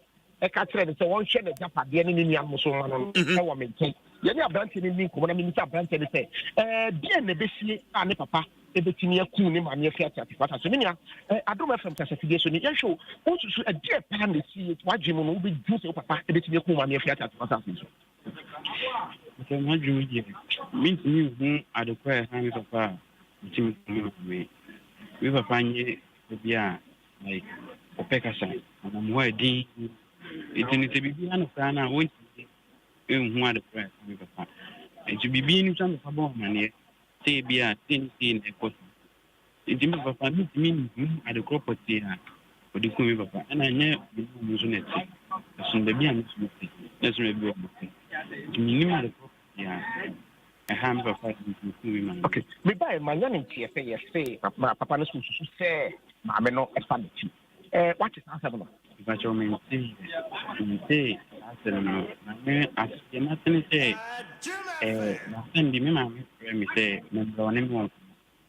Nami, that's a mamma, me, 6 months to be a man, there, or buy a dime, also, within me 6 months to be a man, or being a baby, at that, no, I say, it's me, Sati, and I'm a friend, a member, and I'm a bed. We may view some of the Papa with them said, I know I need to say a more. I mean, born, me did say anything. I did no soon if you nothing. It's the antenna of the me, some say a diner who can so mammy. Nam say, mammy, with this cannon, me dear, the Yaman. No, so what? It's if you want to maintain India. Na the amount say if I say ubi na mama sika no dey sit down mama ka we dey no oni be ma na ma me mama sit down me mama be nya yesa e dan na yemi na sama me mama say me tin na mama e kan sa say me papa to see officially get that yes man the man mo yesen jeesi Penny at the BSN and after once a day, BSN. You I can have 3 to overpower. But you have a place for okay. When you just want to know more blue and a crown, but I know. And you buy anything, say poison night. You say, I'm the no enough. You say, don't get the problem. I'm the smart. And now me back to the one chamber. Na me nkofa that's man am kire me dem na we an kan get na na mfo bi ko ma kire ni kire o na mfo no ko am passe man okay the police want to say or that Benito Ayasadia no the one anti so papa no hospital that's Ayasadia or no point ko no mo ko ti poison no mo di ni free Ayasadia no or ka ko kire be bia okun Mammy, the Oman Fanen drew on dinner no kind in police on the man. More comment. The city I just saw him. I have a minute more on. CJ, Isaac, my Mimbisa Brantiano and Samba Kumino, my Mimbisa and Sam Kakra. Apani, what's a menka? You were trying. Udin saying, Isaac Asari. One man, no papa, one montem to sing. I had to call one montem, Gakran, one be bisa, Isaac. The attention, my man and papa, dear. Bear 4 years' time. Mammy, Granamy go school, and I may say, me, my man, me papa, Kuma, me, my me, a corner, ne papa. And to me, free school, Granamy call me, my one, and no, what I say, me papa, they are the abonnent. bɛyɛ 3 years ni nti no me baeɛ na mene mpa bɛkasa mepa nso kora kɔɔ no abusuafo no nyina ahyiaeɛ na ɔmo kasaeɛ ɛfiri hɔ no mu deɛ mente sɛ maame ne papa akɔ bio bɛyɛ 4 years ni deɛ mente sɛ maame ne papa akɔ sɛ bia ɔmo akɔ okay okay ebetimi abase bia fie no a wo maame AC a wodi AC wo papa no on pese wo papa behu sɛ fie no ɔno na osi na emom wayi nanim ahyɛ wo sɛ wo papa bisa ka sɛ wo na wo si fie no ɛno na de saa aba abajo entisa fie na ye mimi na misi na maame na ka sɛ me papa bisa me amenka sɛ me maame na esi oh okay na amana basa okay wa botom sika na odi si fie no ɛna o maame sɛ o papa bisa ka sɛ ɔno ɔba no na osi menka sɛ ɔno ɔba no na esi adenti na adwene ne sɛ me papa no me maame ɔne na na tia titi problema nti no ni sika bi odi si sɛ fie no nti no obi foforo na ebia ɔne ne te ɛna ɔyɛ den ɔama ne sika odi Isaac Somé, mama. Hello. Isaac. Yes, sir. Enti ukodru abusuafie ho na hot sen. Mo amuhwe Facebook de abusuafie ho na sese. So share video from send abana esu pa na wo mu esu ewo abusuafie ya ni nyina e say some mo ka say deputy wo de nkola ija hwan na nkwa abara ba ko a papa ne ba wono su jajo a no twa so si aden wan kan bibi ankyere wo mo sese no mo hu de ombe ya ansana wo mo kun okun wo mo maame no che aro sem na si wo fie kromu an de nipa be bodom pe wo ha de se wani se o ka tro hwe video so na ba na nipa ya den ba be twa jajo wo ha de boa nkwala. Okay. Isaac ma enda was bibi ho no bi ma o de be ka ho aman ya. Faso so man se bibia nso ni ho dia prem to bre what the details no aba Isaac. Okay. Isaac no ma enda was ni fancy ha why enti ana musini Isaac K no menyo na oten nkan very sad news antitiwa na oda ho no 48-year-old woman nikunu ekunu I mean efuomu na wakukuna to nsuom wakuna tuma and also so akwaya arehosem Adom 106.3 FM mo Facebook there mo share videos and any pictures ni bi say abofra no bedi dia managam Vita Infant Cereal na apo moden eno ana je say amofra no wo mo eni eje honu ani nura ewo mu na variant a ewo honti abofra no nani ebeje honu afi say ubedware a champion carbolic soup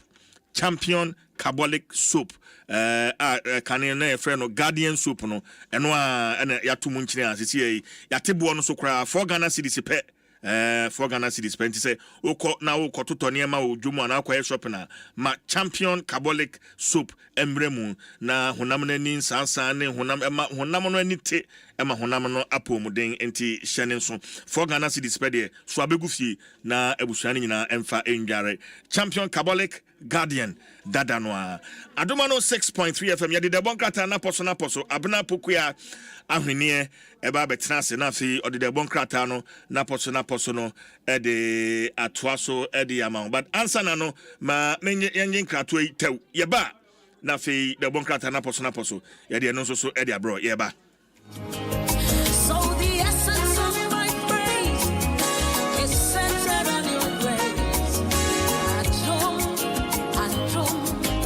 My name is Diana Hamilton, VGMA Arts. Yebehim? Say, Mama Nyumbako. Wado baby. I want wado baby. I want wado baby. Odo baby. But you're quite on behalf of Adom FM, Adom Brands, Multimedia Group, I declare the Adom Praise Choirs Edition duly launched. Adom Praise, Yebehim. Adom Praise, Yebehim. Adom Praise, Yebehim. Say, Mama Nyumbako. Wado baby. I want wado baby. I want wado baby. Odo baby. But you're quite on behalf of Adom FM, Adom Brands Multimedia Group, I declare the Adom Praise Choirs Edition duly launched. Adom praise, yeah, be him. Adom praise, yeah, be him. Adom praise, yeah, be him. Say, Mama Nyumbako, Mama Nyumbako. Mama Nyumbako. Wado baby, I want wado baby. I want wado baby, odo baby. But a choir for on behalf of Adom FM, Adom Brands Multimedia Group, I declare the Adom Praise Choirs Edition duly launched. Adom praise, yeah, be him.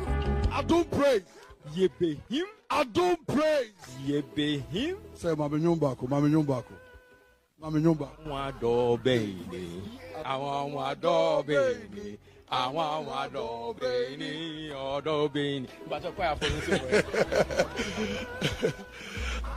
on behalf of Adom FM, Adom Brands Multimedia Group, I declare the Adom Praise Choirs Edition duly launched. Adom praise, yeah, be him. Adom praise, yeah, be him. Adom praise, yeah, be him. Say, Mama Nyumbako, Mama Nyumbako. Mama Nyumbako. Wado baby, I want wado baby. I want wado baby, odo baby. But a choir for on behalf of Adom FM, Adom Brands Multimedia Group, I declare the Adom Praise Choirs Edition duly launched. Adom praise, yeah, be him. Adom praise, yeah, be him. Adom praise, yeah, be him. Say, Mama Nyumbako, Mama Nyumbako. Mama Nyumbako. Wado baby, I want wado baby. I want wado baby, odo baby. But a choir for on behalf of Adom FM, Adom Brands Multimedia Group, I declare the Adom Praise Choirs Edition duly launched. Adom praise, yeah, be him. Adom praise, yeah, be him. Adom praise, yeah, be him. Say, Mama Nyumbako, Mama Nyumbako. Mama Nyumbako. Wado baby, I want wado baby. I want wado baby, odo baby. But a choir for on behalf of Adom FM, Adom Brands Multimedia Group, I declare the Adom Praise Choirs Edition duly launched. Adom praise, yeah, be him. Adom praise, yeah, be him. Adom praise, yeah, be him. Say, Mama Nyumbako, Mama Nyumbako. Mama Nyumbako. Wado baby, I want wado baby. I want wado baby, odo baby. But a choir for on behalf of Adom FM, Adom Brands Multimedia Group, I declare. Yamfa the Monkrata naposo no emfa and 12. So once that ADB truly agree more. Top Choco taste of chocolate is chocolatey. Latex from your partner for life. Vodafone feather together. Omadarama. Abna puka hwenye atnase. Ajeno Adom Praise t-shirt. Yebehim. Tuntum no o fita. Yebehim. Abna hoye. Nyame adom sije me hoye na onkoma wabona no pay no.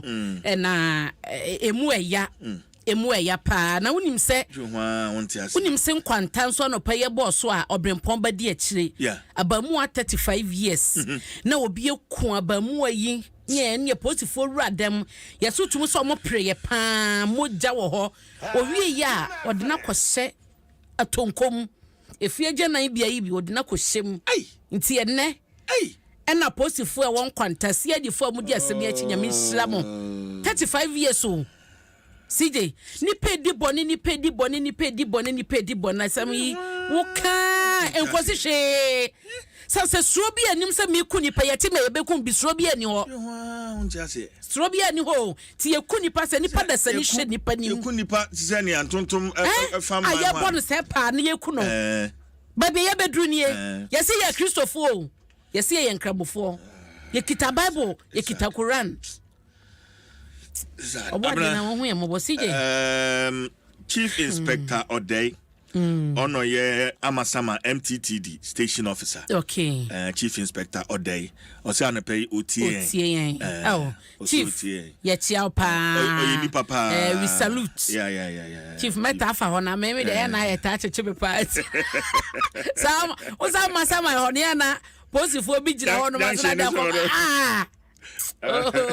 But ni na ye chief chief inspector there you two chairman no paper ko so ani bodwumaden fama yen and we so o say friend sample ya akufu o say ene and wife o say CJ kindly wish my one and only Stella McCarthy our Humility Lodge e wa Aguna Soedro ene the birthday and happy birthday to Stella McCarthy of Humility Lodge Aguna Soedro way free yaw akufu or nansoman eno de mano ene na yentoa so yenkwai CJ mami fa Ghanaian Times en hyase anopai na asame da hanom no yakosombo dam ene enso omabie ene enyoma essay ejapade a essay ho asamo da ha da be na me hu say interministerial committee ye mame akosu frame opare mame mibunu pa metucha kese de ma no oyoba panyi oye ne famudie eno achi ye wo interior ministry ye wo committee ne so ye wo works and housing ministry ye wo energy ye wo national security just a what you say cabinet ministers na kasa ene ye on but Ghana Medical Association den krata ba bonte say Oma hunu Minister of Health so mo the Minister of Health no edian kan committee ne ho na de se ne betumi aba say waterborne diseases ne bi kwampo betumi aba enti admanimu ya ne se mampani refie ya wonsan ko fa Minister of Health mfa ne nka ho na omonko na seje wo de ye bedru ho na mi bisa senti omonko ye de sese no de sie ya torenchem ya ba ya na omokọ chiche kuraba no ne kete no ne de keka ho no ana omu wie no adwuma na no ne sebiem enti no wo sha omama ye hunu committee so mampani kwa ho na ekura yi so mampani kwa ho enra okwa ho enra aha enti no one eye sa committee yi emufo ibi ene kwaye but ye bedi mu nkomo na mampani fo mu mpa clearly no samni bi ho abna otia ho sija adwuma no omada so clearly ye bi edami how many days ni yes, how many days ni na so no mampani oni Ghana o abna o de yan so no mampani oni Ghana minim se be you ano ye de ba o nkoma ye bi di hanu no de yan krata no ne nkoye no yo mamen kan ye enti awa ha omo kire se armed forces omo rescue victims 1800 ana enso ye yira form ne ade no matumi rescue omo no so ho asame wo ha na okwa kratafa to so dumiensa no asije amane a ebo no so ka se last week ya na ye betina ya na Ghana fo binuma so odin Oma yo madwe se mrane de ho wo chi na woni ba bi ode be fa betumi adandan story no a na so wildlife division forest commission no omo so mani abre pa enti se ye kase ukọ central region mankasim na sinfosu omo chi nipa du a omo de omo kwakọ gina emranim emwo ye wo wroma ye sesa mwo we ye fiti August bo sumi de di kan ekosi December 1st no ontumi nkum samwa no sije chese obi nte ye emfa obi ho enti abofo ena eye omo a omo oni choba operators ibie no ena wildlife division omo ti wom nipa 10 wo sha emoi na sije ye komugu ha ihwe de oda ha di adowa pa o de na chihwe ha yi yeso wontumi nkum adowa ne kakraka we kom kra no onyem ontumi nkum adowa ontumi nkum aprawa ohun emoi ni bi won ma ontumi nkokum wo menam se sabre na omo nyanyem a omo be wo nti jamwa no some few months 3 months no na emoyi nya dan omuntumi enwo na omo asentre no tere bi kwa wakonya bia akuna benisi apodwe yesida ye wi wo mu ni omo mani nyina eno so de hwenfa so ahu enti omati nipa edu ewo ho a wo mo de omo kwakọ gina emranim eno da nchen so a na ekraka de wempo Minister of Information and Ghana Journalists Association so almost say City FM na City TV reporter bi so ododo NDC mo vet ni ade ne bi mu de omo sakeka reporter no a penyifo akondemo na wo hwe delegate anim ha yin so a ene de wadi mu komo tema children's park bi mu pese omo de be casino yi ho asameda ha na eno danche ye Ghana ne South Africans na ese penyifo anyina kwapama je tum nti ase pam se wukita ordinary passport a wo wakonya so betumi to kwan akwa South Africa but no ntumi nkomro 3 months ubetumi so free South Africa ba se ya enwu nya so be kwa kwaje visa bia nti Ghana ba monye na mni US ni UK ya ni etwin san komo na ewie nteze CJ eso ma wie South Africa sa no mo pe no mni UK ni US nso kasa na nya visa free o de 2 weeks cry ya pedesa eti oh you de yeah South Africa de Nigeria de o man pani de ho de bo break na mo ni UK fo ni US no monkasa now de bibia anya fine ye kwa ebeba enti CJ no so ho asem da ha na eno chin so no Dr. Nyahonya Hotamakulu che so no oyi MPP maye ni nyina na se ne wo fa ase ne John Dramani Mahama enti John Mahama trinity ba ya pe no se azu ofi oye enti ene saade ahwem na mekono ena che so okotubam ye enti so no so ta ne banati ne wo fa ase na ti no no so no tumi abu o man no ntia ene ne waso okwaso aka se John Dramani Mahama ene kandifu Ghana ehia eno so ho asam e wo ha se pepepe enti CJ tada obokrata na de ma memfa mu nsem no ensi wo ha ya na memfa me birthday si entoa so tew na fe mensore so na yemfa de aka no emra we say happy birthday enko Emma Randy Adujemfi ene wanya 10 years Randy nyamenya okese pa no nhira o ma me gift o ye dwuma e wo Fini Hospital e wo weja no ena e wish you happy birthday no wo so body ensem nhira ho den ene kwatenten de mo body ma wunyini emenya 106.3 years sanso no happy birthday enko ma Owura Henry Abutiate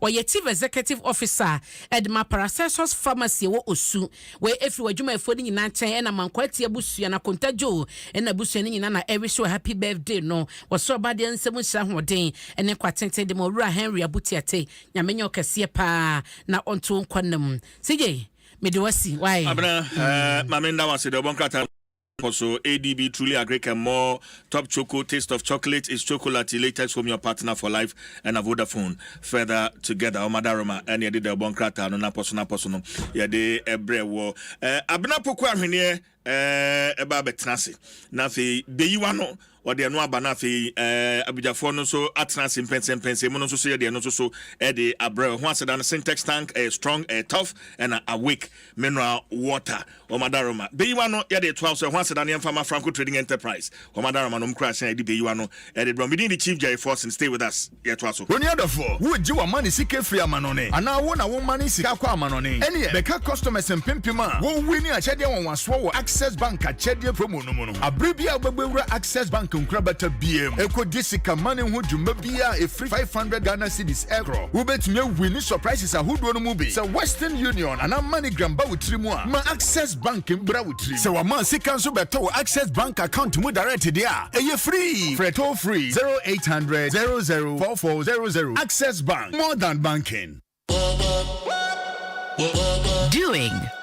Doing gets you learning. Learning starts you wondering. Wondering triggers thinking. Thinking becomes planning.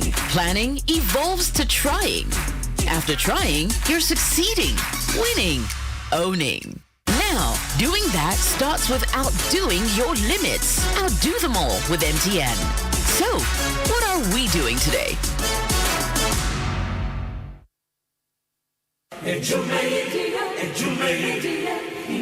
In life, choice is good, but choice plus safety is way better. Your safety and comfort is paramount. Under the cylinder recirculation model, you can buy LPG in a safe environment. All cylinders are inspected and maintained to the best safety standards, so your safety is assured. Just take your empty cylinder to the nearest exchange point and swap it for a filled cylinder. Different cylinder sizes will be available to meet your pocket size. Imagine cooking in a smoke-free environment. This will improve the health and well-being of you and your family. Choose LPG in a safer model of distribution. Cylinder recirculation model, securing your safety, creating more jobs. A message from the National Petroleum Authority under the patronage of the Ministry of Energy. Hey, it's here for Game Pack 4 pick one game na ya channel. After dia bedroom. This one by da wakoma so. If the number 1 equity 36. Chanibu na show ni say we be disika bocho wa bra ye number na pie. Bobo na ye ready say we be di mula wa bra wucha from 1 Ghana cedi to 350 cedis. Na face kana we be channel. For bo play game sia. Me 26 times. E was pick one game mu. Chabano abra wo star 946 hash on all networks. Ana afes we betimi akoyen website. Ana we betimi download the Game Pack app no. Ewo www.gamepackgames.com. Show live draws. Ewo Adom TV. Anopa no nkron. Ewia dumie no. Ene nyumre no nsia. Debia. Game Pack. More mula. More power. Sagudi. National Lottery Authority in Sashasi. Enye more mundi mfie dum watch. Bono wa sheyim. I've been alright for my lover. One for my mama. One for my papa. My brother, my sister. I've been alright. Obedient people, my feeling. I've been along with rice. Yeah. I've been alright. There are many than years from home. And each and one. Baby, I want it. I've been alright.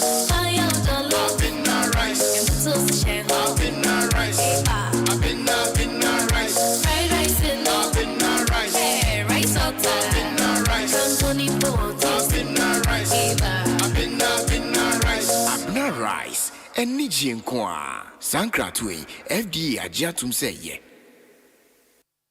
Hello, Pacho, my name is John Okuman Kase. Pacho ein. Aha. Ya from Philip, na me frefi MTN. Sesia na ehunu se obi amanuska. Na ye behia se obebo pin number no. Na boa me yetumi diska to account no mu. Eni aveba. Share or dada wo. Ensi da se MTN baby sa se fa mo pin emo mu. Ni etie biara emfa mo pin enchi obiara da. So wadwene mu ntene wa. Emre bia hwe number e frɛ wo. MTN the number ba ko pɛ na esi wa. Omo de be frɛ wo. 0244 300,000. Show hu so ye. We are good together everywhere you go.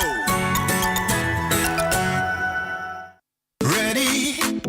Let's go. We are going to bring some savannah. Everyone is dancing, everyone is singing, because everyone is painting with Savannah. Savannah paints from Azar are affordable enough for everybody to fulfill their paint needs. Paint more, pay less. Savannah paint, we all go paint some. We all go paint some Savannah. We all go paint some.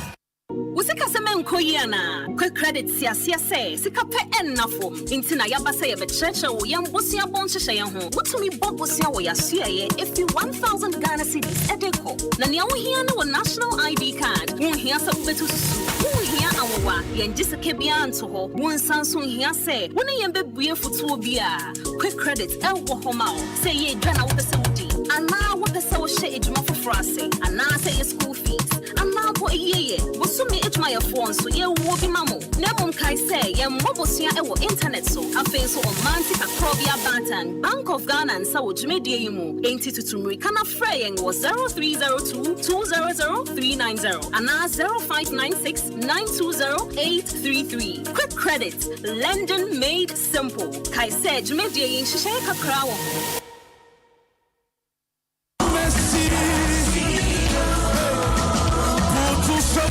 She a bad and no be.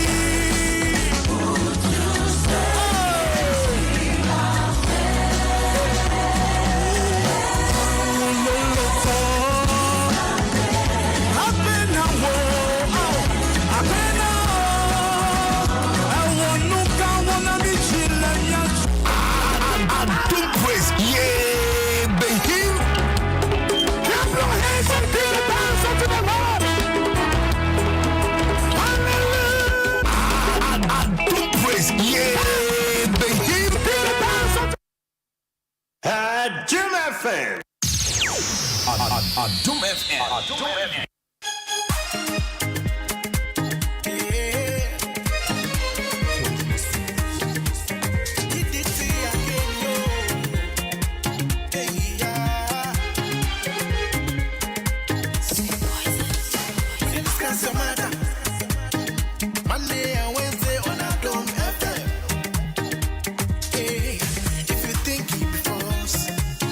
that be true? Come and remove your mouth. Yeah. Who wants some now, baby?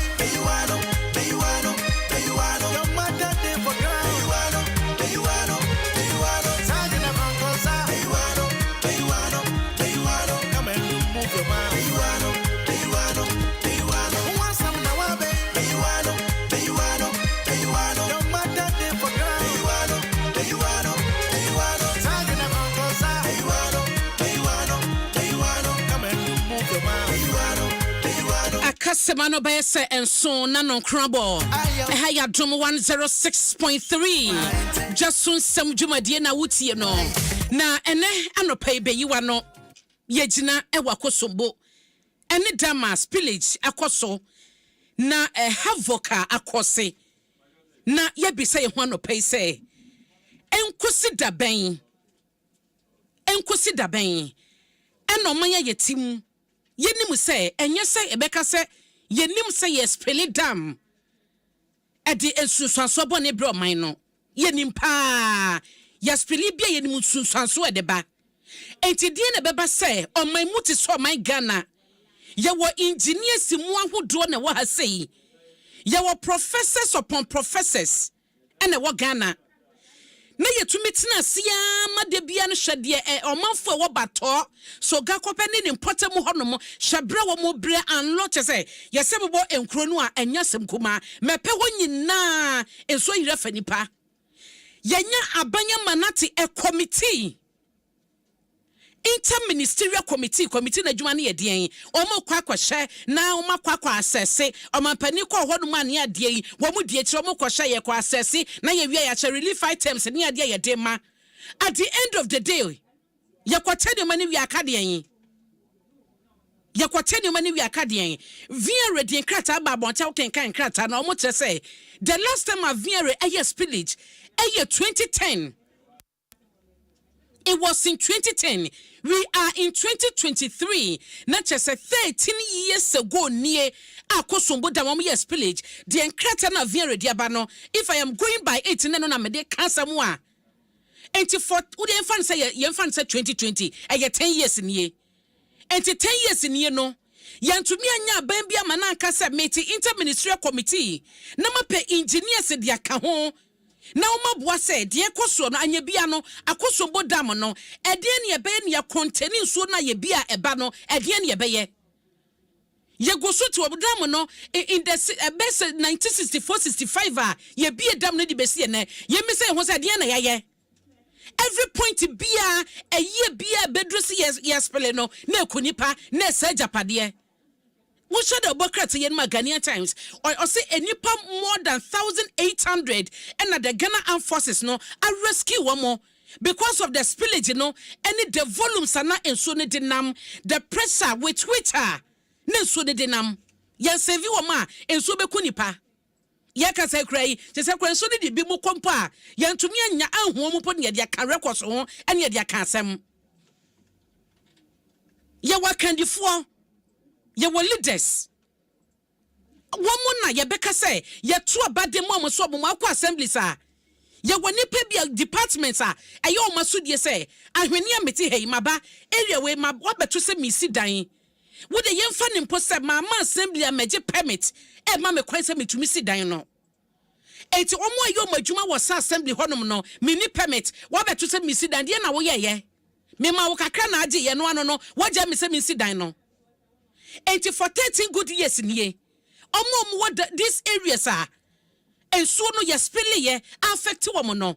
Na a mine known to me to an amobia say your relocation no, say your bia temporary bin ya say bia moving contain na yedim see a best spell akosombo dam na kasano Volta River Authority no monya where spill jibekoso no monya where na. Se no mo ya where na announcement say ye announcement into no the expectation no and say nipa na ye border na wote ye no onto free hot mon kwa no ano na wie ya betena say and so yiri fa wo mu yi ese nyoma yi si enya aban na wo twetwa mu ya shine ene nadbofo ko ho Dr. Sande abba manye enyoma nadbofo de koye yen quantify says can amount of money or money to toss relief items and the koye this interministerial committee mampani womatie ya womo ensusu be ye dwuma no yen quantify sika nyoma omode kwa akomom no yen quantify ne enhye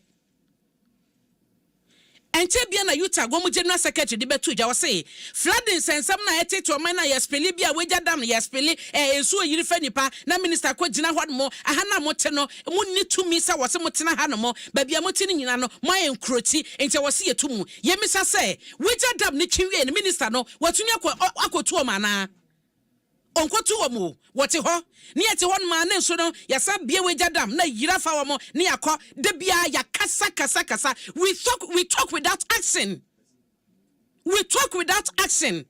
enti se wonim sa na mo na wutu no eye den ye bekotie obi but the right thing na wo ya edienti na wo se wusuro yeti ha abenya baba ko na ne o mampede dada mahama ekɔ ya wo kɔ hyeye se the situation tie wo hoi no kwame anu bi sa se enti asoman bibie ni won ma ye betuma ye dia contain dam no ye bie nso ne babonte no ye betuma dia contain.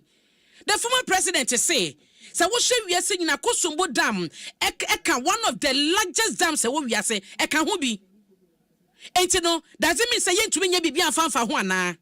We have other countries omo dams so krompo chen ye die but omo tumi devise strategies say ya bie mini dams ewo ho ase yespelia etumi kwa ha no ma ebia se bi krompo excess ebekwa abonten a the impact that ye witnessing in nei edi aba no enru honom enti for 10 years in ye na ye engineers no mo hefa 10 years in ye na ye ministers no mo hefa de bia na sa dwuma no enipa bia de o matrata positions bi o mo ye no o ma de dwuma ne so enti no otwen na turenchem na si na bone na ba na ye dimika ye ho dendenden na ye begija microphone sachi na ye kasa na ye nso yakofa na ye bebo amane na ye ka no tra na ye wie ye kan ma mepani batoni o manfo wo sampotem wo nyina yi no manso ni twetwe no bia ho to no ye rafi se committee ben ye ti ye o se de ne ye o se de ne si ye o ya wie eno ano no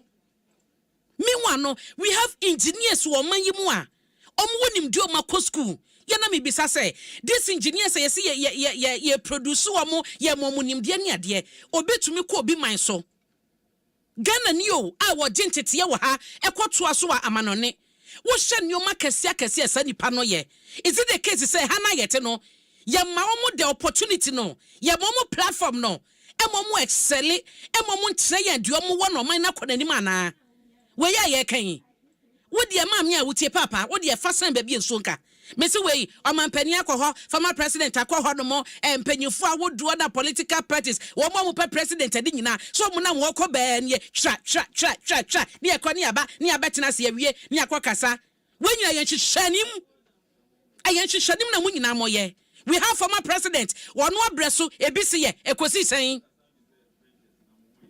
sen enti sa wotu oman mu na wo ni leaders ye take a decision say that tinti yes se ene sikampo no mani ni a yes se fi baabi obi ba yes governance no ene aban no eye ntoaso wo ye dru baabi no na obi aba because akosombo dam sa dam si ye deda ha ye bia de sie no obi en won mo so ate an mo se o ma o mtete won ma se wa encroach se ya fa sasase na ma no e na wa betena so awoye no ukose wukotu na ensem trofu be ba betena se bo wachi se adenti na wukotu no ena se obetu no so a ye wa assembly sa na wo so mo ye adwuma make sure say sadipan on sidan ne wo ho watena sa ye nhwe han se okoji bia na se wanyi bi wo sidan na wie owie na de na ba ye enti se ye nyina yanse se ye suban menu mienu asase na wo koje no wonim se da bia ha ye sidan wo ha wani tua pase ha ye nsuom enso ko bibini ebe koje asase no wa ne ayi foundation no wato no pampim se ene metente ye pe no wa sidan ne de asiso enti wo ni sika na wo de be pagya wo dan akɔso sa no enso de tɔdia me ma osanu eno ni o ma ye yetim eno wonya assembly so na assembly na ye hwe han no wa hwe nipa no wa to foundation abansoro no wa si dan na si so enso to na yiri wo ma mo nche nyina na fa wom na se wom niema Ghana yetienie me ne nimra so de ono so to ono ma yede mra na hye ne saso mfanya adwuma na wono so man watoto no wawe obedura no wagisika no de hye ne boto no akotena se bosumi so no wasa kwaji na katua ye nyina obi abegi na katua baako de asie wo ho ya enipa bi so di nkrofo kɔ ezo sen nkrofo ne ma ne ade no aso twe ne ba ne katua ne obi abegi bi nti wona aso ye minister wona aso ye engineer wa assembly wona wo ye town planning officer wo hye say wo bia beji ne permit ansa na wasidan na watena say ye hwe hansi we nkoso a wo bia beji na katua de bia de ni mane kasa ene ba ye ne ye press conference na wo bia ka ne de ne ye press conference na wo bia ka ne de se ba no flooding issues flooding ho nsema enko bia wa ye former minister obi a wa ye former president woni say krompo so do anu betum bi because so breso wo ye bibi no bi beto aso a kabana ka ye safe. Enti se nyina ya nsesa ye suban na ya make sure say o ma ye de o masimu atena wonum so mo ye leaders no o ma fa nya adwuma me ma me awutie me dada ye bekoso abrese ya ensakrai bia mo bi beka say dachi bia ni ba bia nyina ye nsa beka na so ye den dachi na wo ho kwan bia so no e wo se ye nsaka me ba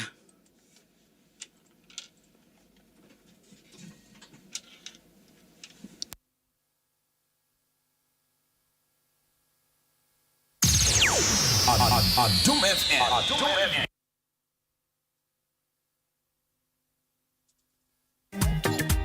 Hey, if you think it false, and let that be true, come and remove your mouth. Hey, once I'm in a baby, you are no, your mother did for girl. You are no, talking about closer. You are no, come and remove your mouth.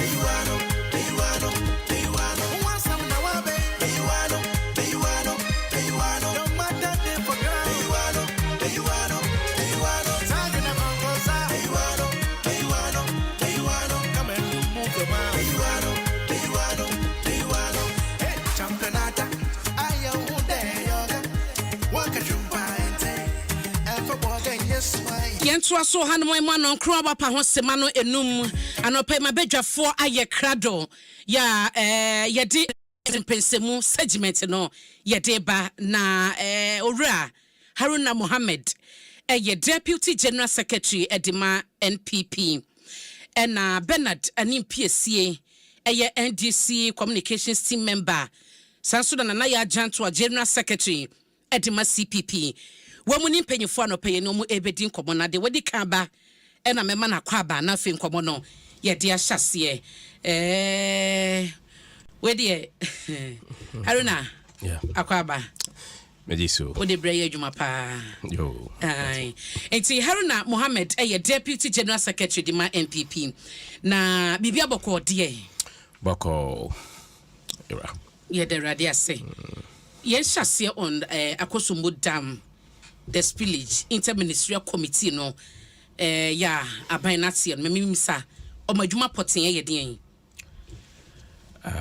de di kan me betia obi biara weti Adom FM anapei na mesusu me betia o ani mo staff ni na se mutimi edi adwumade we ehye so se yemba ha na ye nchichiremu na se yendi nkomo edi a nkomo a ebetimi adi na Ghana ebetimi akọ nkonim interministerial committee His Excellency the President 2 year say omonhwehwe so the flooding issues are eba within the enclave of the Volta River Authority in the Akusumbo Dam say enyina enim na before the spillage of the dam na about 3 regions na omo target say spillage no ba ebetimi affect any Volta region ni eastern region and a Greater Accra region.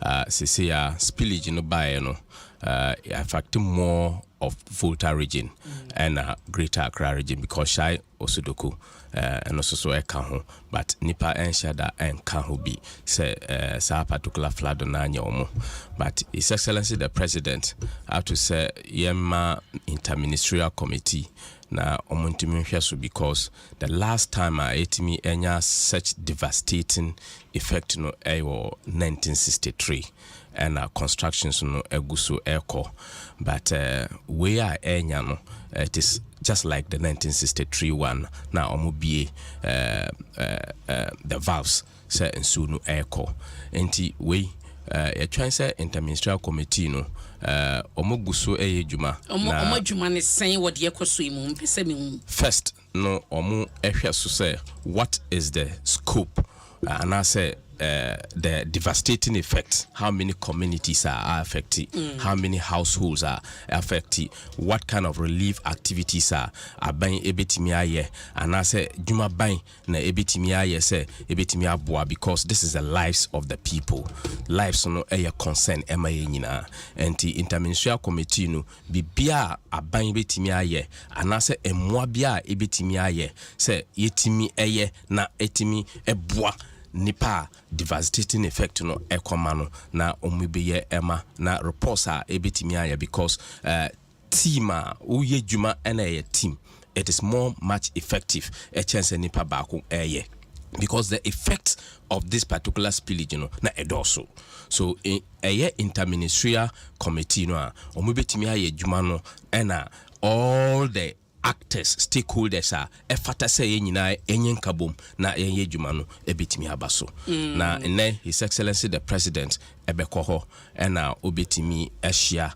the victims of this devastating effect no na dwuma bia motimi aye no na omoye said ya woka say lives important edema obi bia especially aban any committee amaseti api wonyini se bia proactiveness say mubetu sana mono na ma save lives sa save properties no na kenu mo be hia chen say moatena siama atorenchem na siewie enso na senior man san multi committee so monko many I because say your reactiveness any proactiveness we shall buy unim say the single largest investment Yewura Akufo-Addo Nana Addo Dankwa Akufo-Addo in the northern sector the Paulugu multipurpose dam na sa particular dam no we are all this water ran from the northern part of the country echo to the Akusumbo dam no na sa particular dam no betimi agiso na some containment of some level of water betimi aba but it's unfortunate say constructions no na eguso ekoso but uhwe the Akusumbo dam na the last time in 2010 omoye spillage it was not as devastating as now because not 2010 the last one but say unim say the water levels in Akusumbu na the highest level no 276 is it meters or so feet and say omoye spillage na 276.92 and so na account is just a small percentage, that's 0.00 something percentage but moi say nyina etimi ehwe so because ye wie Paulugu multipurpose dam no ebetimi aboa but na Mati said there is another dam after the Akusumbo dam na etimi ejinsu no kakra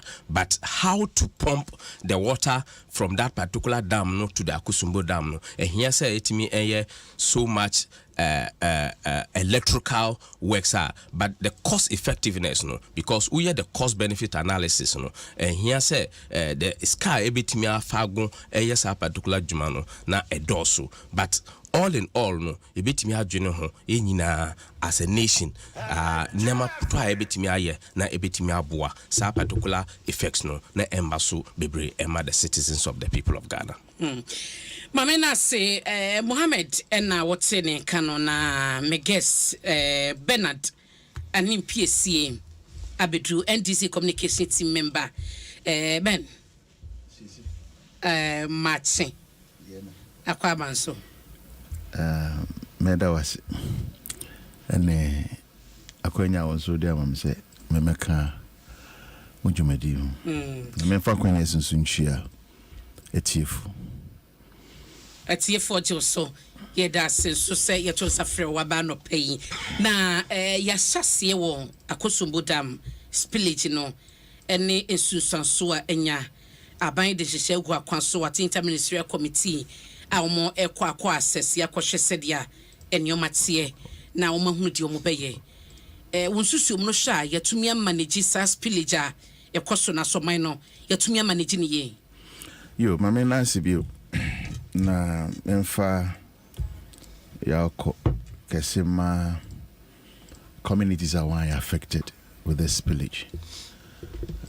So now we can kind no anka we ase de onipa bia no okɔ anima et passe unia uhia so be hwe wachi ase be bia nema bia ntoto yi ansa wet ma fane ozo bi nam sebe na oporeya on hwe be bia okɔhwe no na mo hwe be bia opori no ochina bi odo ha no wayi nakwa akoso moda me mfa nse wo ye yache na ninsunsanso anazene seso no tesenia nsuno anamon wo hodeda ana warrior dam no wo yi dam ni fi bebia nsuno anamon ne wo no ena wo twa popo mu na wo di nsuno ko fam fix it mines wo ho ndi nsuno anamon wo hodeda enye nsunso e hya asefi akoso mo hya asefi up north ntinanka brano bia no ebehia se yebeye nsiesie bia ebeboa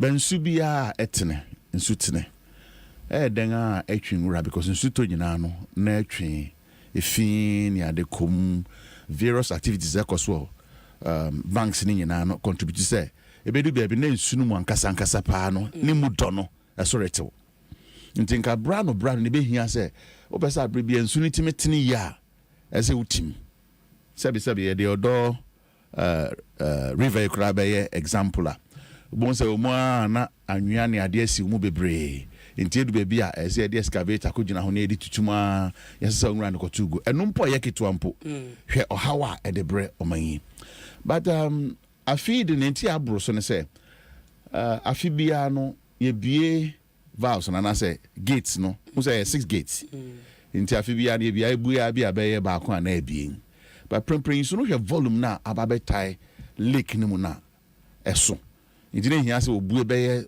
4 to 6 and wo hwe nsu dudu be ba na ebe ha wadwen asomman no anamon ban ni etu fa ho ye hwe hu se sa di se ne akwakọ wie ye bia ne nsunsuanso ebe bani ya tena se ache wo vinarefo one metiofo nkita odi ekone den ma te se why banta kakrebi so won otu ya ka kire say insurere top kese last Saturday on na watchi jumadi so very make the same statement na some de sobo no ebo Matthew for some more information is in Subeto nti e bia eno so na koba anen ye be fa na ye gina so aka nsem a brain su ni fi aseto na me say nye be ya bosom be anan muni ensu fi aseto sensu to neto apnofa enye fitamale bankwa na boga bankwa ebeto Burkina Faso kan upper voter won no mo say wo be ye bagredam no kan na no wonye na sensu ni ntai soro ho nche won sensu to na edoso a obu dam na won bagredam na eno so the volume do beba aba be kan yedi ho ha nti brano na wo se nka yetimi etu anamon bi me kan dredging ya di hu hia pa wo bue nso no wakoso mu a hwe mre a ebedi ansa na kobopum ebefa voter region kakra abefa do be sha so eastern region kakra ansa ko voter region kakra ansa ba ko bumu adan fia da kopuma koso mu no anamon ban ne etu ho me tise president Mahama yes suggestion be say braso say you bet me a dredge downstream konsu bia no ba bia ekwa kopem no se enya kwan am flow ya ebope so na so what as increase volume enti aso man no yenhwe sana montu no going forward but prempren yi de na ebet my wo ho ane se nipa bia ya affected I say vinary what the niema gu akom na prempren yi one or friend nadmo fu coordinate iye nadmo no kra ni ye kan se be ka wo ho nsem wa ha wo aban ya ho keka ho a ebe ma akodan politics because of say menya sure so the needed resources and now say bia niema bia so wo de kono de koso nipa bia sen nipa bi ahwere won niema bebre mfum no bai Into one livelihood affected. Okay. And not than China. Yeah, mechanical sanitation wise. Because in sooner I increase the volume now to the sense of amount for a tea from fine cheme. A janani I didn't have a friends, you know. So what I say, refuse dump, bola ya to a goo. Says a nina friends, you know. Now my team say a binuma won't need access to potable water. What that's why you say sooner. Ahonum said that you be training for near Kwakosino. Ain't a breed and come in, I'm say, you will not more. You are very. It in Kawaka who boom tema, never here resources. Interministerial committee, a friend of our coach here, a quack dinner home, a bed diabosumahe. Premping I didn't see. I ditch I discerning and any be affected. And I'd nanyas there ever come from Nanny Ochna. Because still I soon volume live witchy. As a man about sing.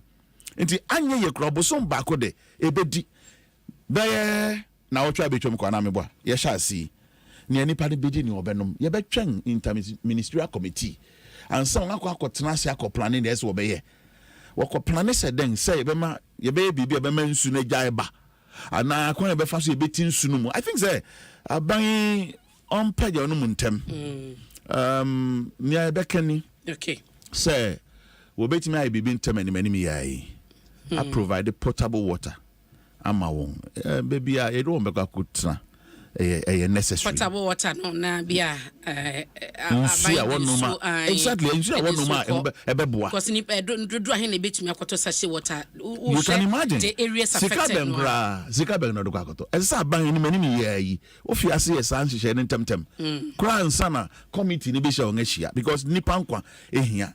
Niema dying anima yanhwe antutu na me ya e de beba no bibia obo ho da ruprempren ya e de akomatu beba ento shaban aban kwa aban kwa madi o man ni hwemo e wo sa spillage any the impact e de ba no previous government even the current government madi Ghana for hwemo ana yenka prempren ni aba no na yeka ho asa da bi efri ba bi ne bedre ne ba bi efri ba no e bia obi ba no tu ana mo bi dredge dru ba bi no bi so beto aso anka ye so ba na be safe ba bi aba no prempren ye blame solution bang na beba e de beba but at least I was see ehunu ba bi gina asemesi abreso ye ne say asemesi abreso nti yenye ne den yenko fa ne mra ne metwe na so ya na na me kese what ya say asemesi abreso wa nye nti no yenye ne den ye betima ko fa na ba ana be dem be court na ya in prison na I don't think so be here sabri ni here prempren ye ne de be ko enanim eno na ye de yin eno bi ni say aban behwe abobo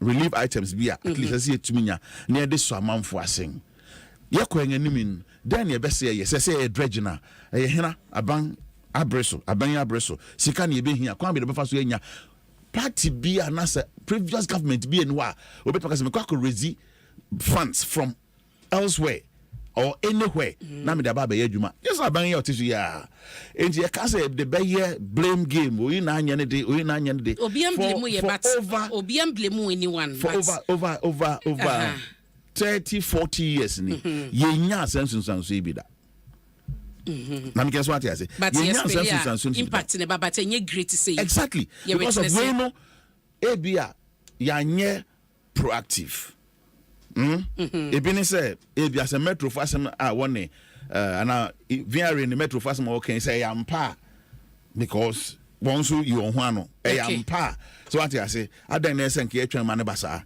because you hu ne ntam ne fi ase spilling and kakra anka accumulate sa with the volume a tie damage no so what I say because how no baby I want be get ni nyana baby nsuna na mo ankasa wo mate ye diversion no na akotai baby nti ye bia na abesenko but ye bia ne kakra anka bia abesenko then dredging no so what I say yes a dredge downstream no e bit ma bopunu mu nso a anka bia but ya visage and I anticipate say bia bibisa bit me yesi so what the point na say the praying going forward no ya say then you bit me aye down to apportion blames ayo mate say well the yonkoyenim haruna apese o ka bibi ye we on this topic okay me da say mimi de dredging is not the solution to the Akusumbo Dam na ya ka dredging na ya ka say nsuo na eda ho na say dam na ankasa so there's constant renovations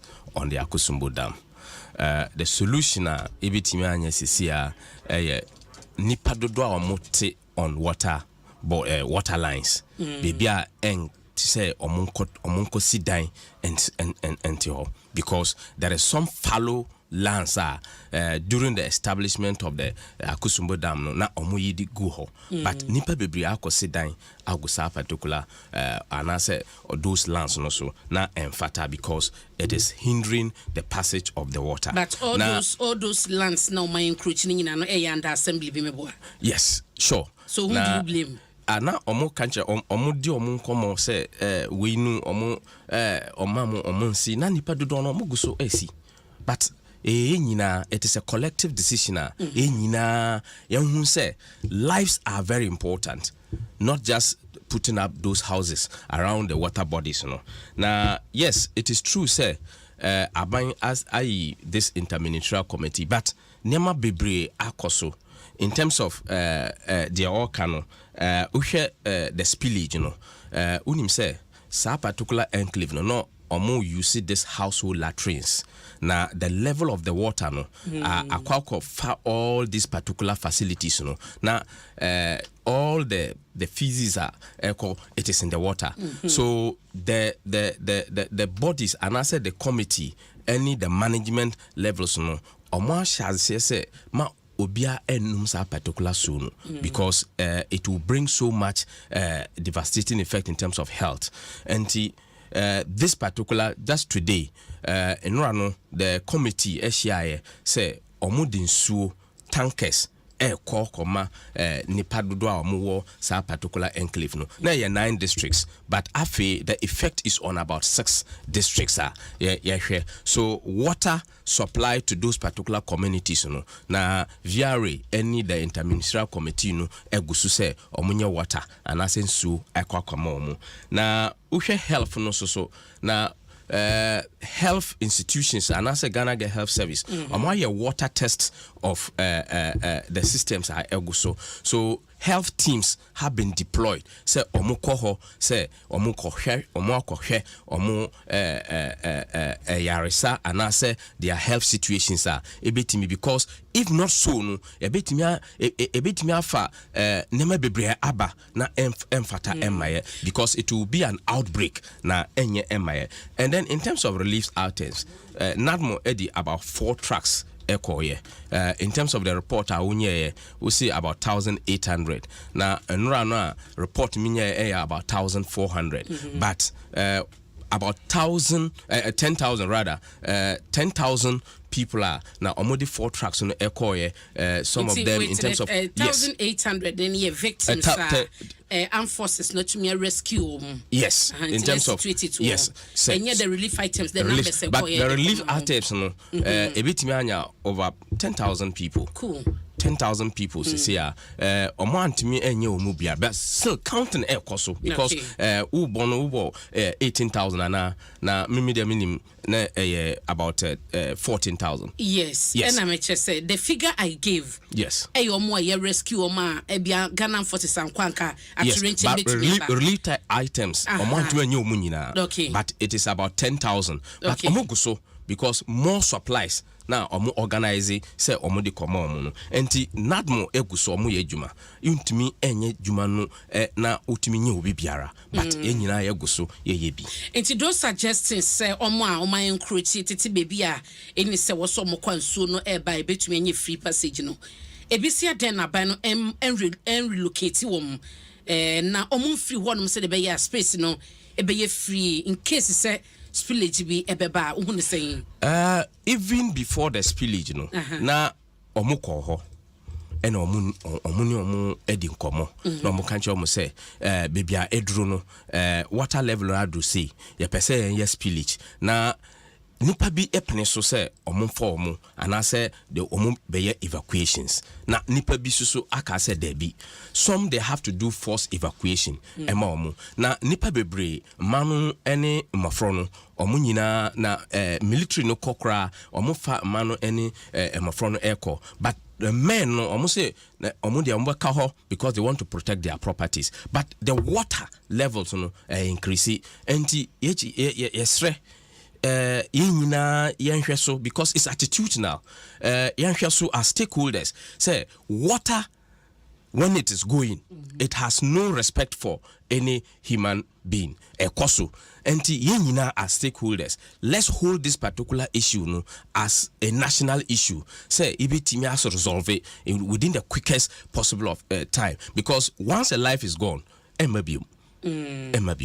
Mate Haruna mamena say ene enchirimu a ode amaye nti no so mom make provision say o mafo no benya good drinking water na omanom say possibility say ansha na waterborne disease yare wa bi na musuo mo mafo benya no na atiesi mu ewo ho meda say na fiesie me pese yen hwe de course we say essential for tax me move away from the na ye come wasem no essential for tax akoso na no ya de ba ye ene NDC ahoden so ma condemn releases na mo de ba ye nyina na enyasem kuma mu amudie mu odododio akwatake another journalist City FM City TV reporter babawa omo attack bra na mo ye vetting enti ase na MPP dia ba na NDC nya hoden ne waka wochena na ne dru NDC de mo no de ne refi say ye won hihye ye semtwani fom wa e wo se wo de ne faso na mra ne di na mo de mo sake ka no just like that ye papa Echika Krebi on spillage issue. Ka say o kan say on of us dredging who here. Na mo ya manfo a wonga ya sobrache. A wonga kwatena nsu no anu no. Enye ne aye kan nye nipa bi a wonga encroach ana wonga kwatena nsu anu keke. You talking about a whole township. Mepe. Eye kromu mitumi ka say obi na encroach akosi ne dan wo. But ye can proactiveness and remember wo ho no mu a ese say uhu say midi kan ye a ebeboa. Don't rule out dredging. Ehia pa insu bia wantimu a den a insu tono ebetwi fin dia kom. Since when am realizing is saying since dredging. We are talking about today. We need it badly because since when you see Akosomo Dam, since when you're starting this kind of effect, and going forward, na me person I can answer. We need it badly. And you have a bit more dredge, not downstream because Abasana, Ubi Kakrabi Timeko. Yan Reni ya, a baby baby, no Nayan Sutare. Even though sooner holding at the back on a bit more for Swakode, but the speed at which I was a co. Naturally, where Chibano. Let me a new film here. Mpacho near Oka one semi ya there no cranny. Men fan say a attack on journalists. A year to trust him. Say wa attack party member. Wa attack media personnel. So wa attack obi biakrana enya de say encourage. Democracy no actually say me meeting a choice me feel say me pe. So what you say? Intimate training selfie have be a fa kokopem no obi so de sha asifi ho. Meeting me kasa me paint so bi anso mpe bi keke. Debi. Wo kwa ye vetting. You be a man for susu say dache obedi constituency n'anima ebeboa. And they say nipa bi susu say anko to their favor. Ana ne ohwesa nkanya na ntimi anya. Bibia no eche se wo de mrahye wonsem. Na ewura no nyamete ni say na we attacking say all your recording bi ntino on delete. Ade na wo ye no say ade papa. Ese na no be record how. So dia ade a wo ye no yasem papa eso ani ade obi a beka so yasem say do wa yade me ma omu a ede na how so be record. Enti me de me condemn ni esi no ni aye afimo kra to trust him. I'm say end this issue statement. Remember that na asem si fi da remember na no issue statement. Ora same gemfi insana shase. I will condemn won a jatum say from swa say party nankasa I take responsibility because I party activities and I go fast I buy enti obehwe say nipa wodi say to trust am no mra no obedi okay enti me de me fan say you be a wadi to trust am oyetia we need to me be whatsoever so because me am the mra hye say because of me who dance independent but never can answer them fata so yenyen tum say ye be democracy yenyen ne entiase prekope aspirant bia na fisa breako me susu say partners or what take it measures and say aspirant bia woni pa bi be this to trust them no you be held responsible say me wo me kwan a me faso aye sa de mana ye ya so what is because one na wokoma kwan wokunyina wokoma aspirant kwan wo susu say ono na say o emerge as a victorious and I say bia what clear no from the vetting into one nyama wo ye ma obi into ni pa ko wantimi no nkrofo ankasa na obaka ko say to trust them no you have to be held responsible as we hold you responsible na near say one waka into ni ameka wo sa asem no honin na me yen so sebi to trust them so me tira nka say MPP din ye me ka wan say enye enso ani eye tankra na masan be tran so we ndisi din nka nya hwe ne nya ne dabi emra makwan ade ne nya enye ye nia ni se be yi sa ansem no to trust them na fi yen amanyo sem mu na yetimi aye democracy a obi abenya kwan express ono ni view ana say ni opese or express ne hofa but on several occasions na sanima we happen na yatena sia condemn ya issue releases ya condemn yatena radio stations ya condemn but still it is happening. Is it the case measures and say asutwe e koma safo na perpetrate the act no na anonye den ti suronim anasa manyofo ano mabɔ mutimo pose ye de wo ka hwe ye be ye say is that the case? Afenu ni ametimi aka quite recently but could be a see or I think say is a burger or tamale NDC nibi ex and I say former official be of the party eko social media person so studio no I'm say amanfo nyina condemn me mrane ni nidi what the nefa mra kwanso am wo fine no so what I say enti sabre na so twen say what the man no baby a eremu an say party no be katakata so mu aso ne apia bia hyegeta say na bia mre bia besen kona ye no but naka ne fi ura na so bana ne si wo UTV ye hwekwan ye nim le be kwa wie eyin so ya call on the law enforcement agencies am effect arrest bia na I can't tell for now but I'm say peace FM so issue statement bia once I feel one formal complaint to the police. Me can't me say na or the home komo. It me nim say one year formal complaint to the police and I say no akoya.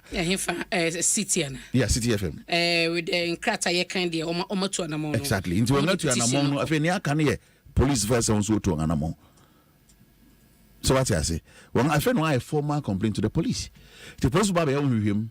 No one invite corporates no and nipa ko dis anyamra asem no. No one ngadi nkomo. Nti we will not throw out the baby with the bathwater. Nti yen hwe kwan say mra no betimi afa ne kwan so pepepe. Na abesenko me de bia na me nkomodi no metaye ne sa. Na abesenko ko fa ba we kra wanya ne say we kra nti ye be nda yen sanko back na. Going forward no nia fiti owura na ne de kosi wa Adom of Amaka say what in the famra kwan so wo finding out wetua no. Ochina bi and no best of us deterrent to be on also so say as what them Russian Nsem no ko esa ade no political parties no here say yen members no bi so be din komo but ni na be ko juna obi a nipa no susu say ono no supporting into yes aniama no and be kan say yetimi juna brane ne kan so asem ase wunti na bi oyiko yes ade enti mra ne di kra na won so e bia party ne mra we busu a once one obedi a I think say beboa na yetimi sanitize young politicking. Me da say Harina yen share media attacks by politicians we be mo dwen say de mo ye no kwan pana na mo nam so media attacks in any way is not the right way to go. It is not proper.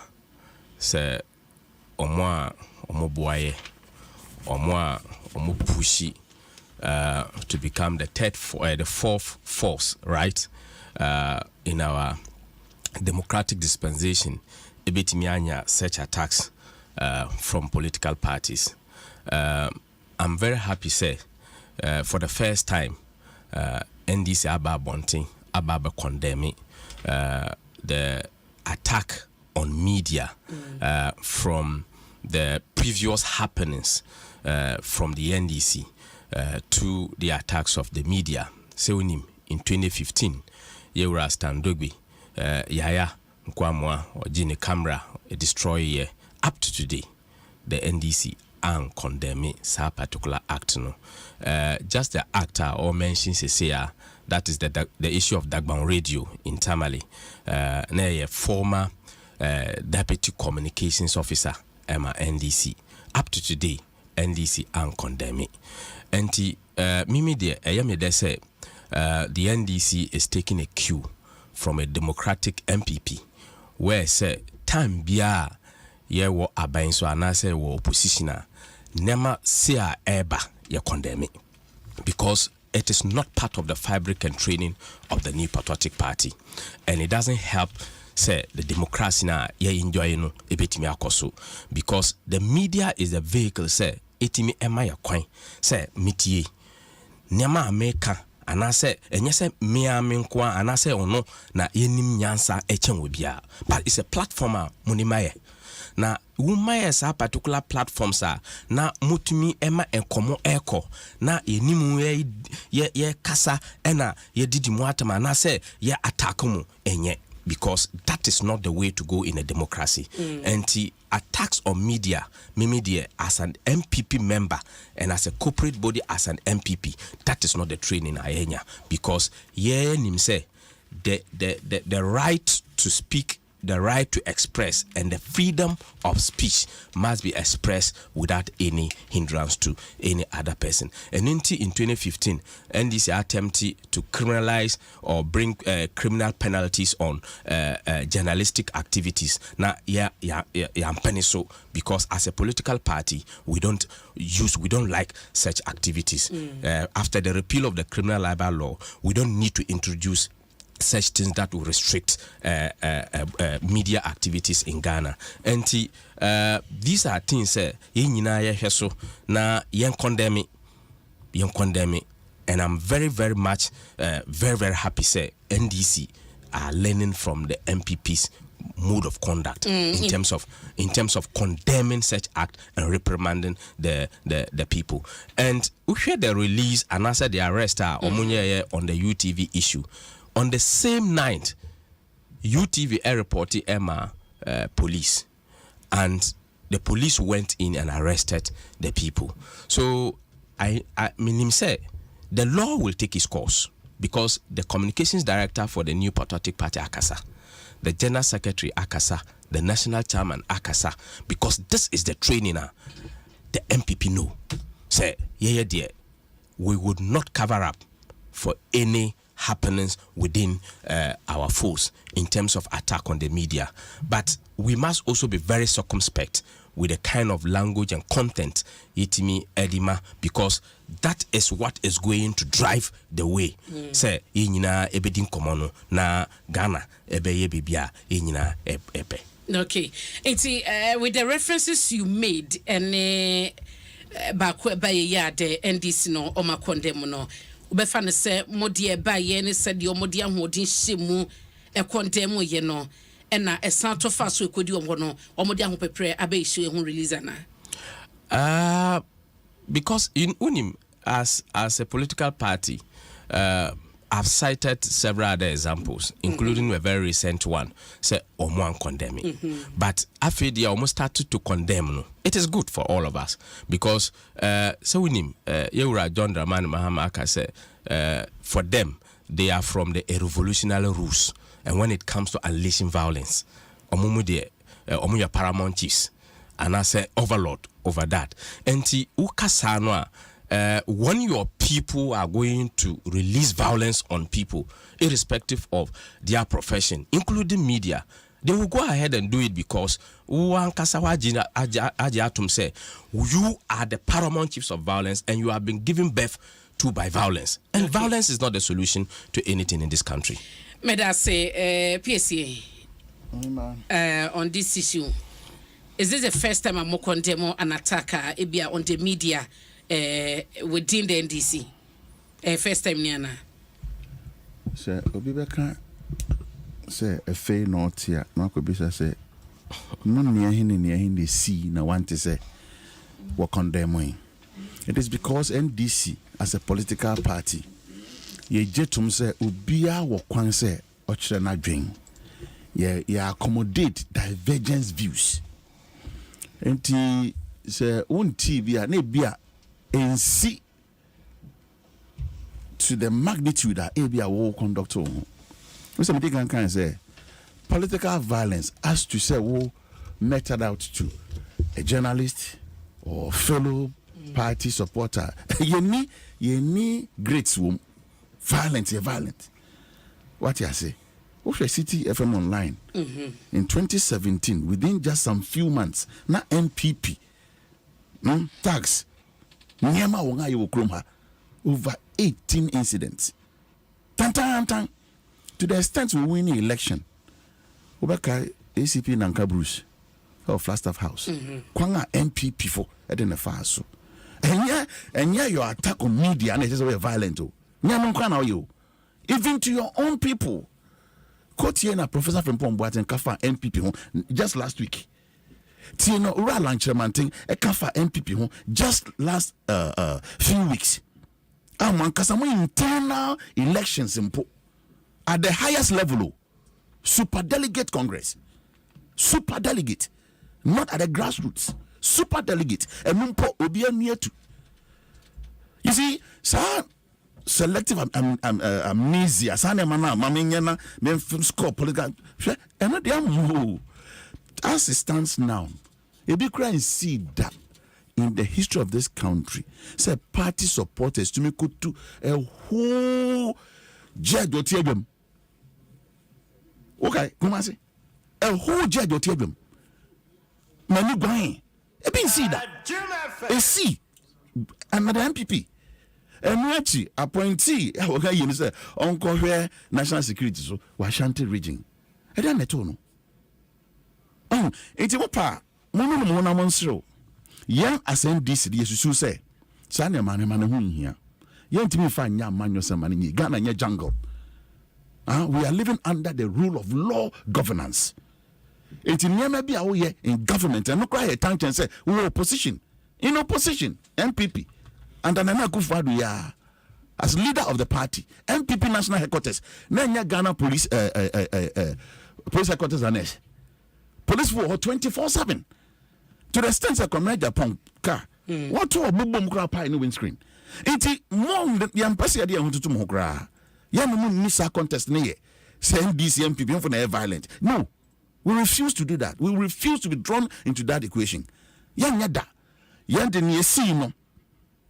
Young man can say now I'm modern with mobile phone was on delete. No.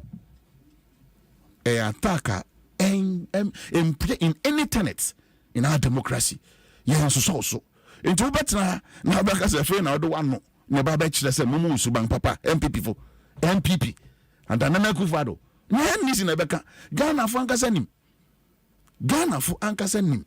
Near monster, Muhammad Atram also, no more how Mr. handle situations of more party elders, founders of the party, founding fathers. One like Casa Bisa now in our Tamaklu, doctor. Kubisa Dr. Okubobe. And now, do you even hear their voices? It's a best one for one. Some and we have condemned it, and we have calling on the we've called on the police. Baby, I must say, Madam Ranberton. Monfanto, Mama, example, say ABC, our Tamale, Dabon. Party ni bi anko ginechi anko support you be. But condemn. Why not? A bra ora kana Japan ko kan say nkranfo ne ya igbofu MPP from two onso sano one who party for odi ko show solidarity e man police headquarters Yeah, triumphant, whatever man. Would be a and then because on Kasa no Kafamu. Yes, Ramos. I question the Pamto, Monfamade. He'll be an Mama Mesa, Sana Manacra. We don't condone it. May I say, Aruna? Me persemi Anobi. Okase nyaho tamakulu.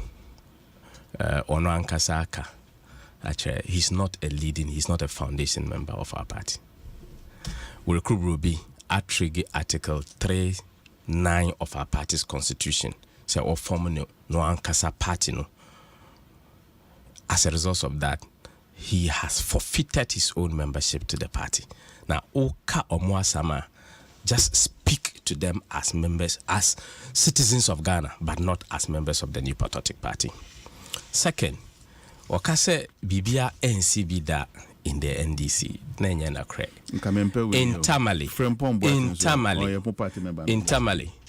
Internally, Chef and co, some hooligans of the NDC, attacked the Tamale High Court when Majid and co were being tried at the Tamale High Court.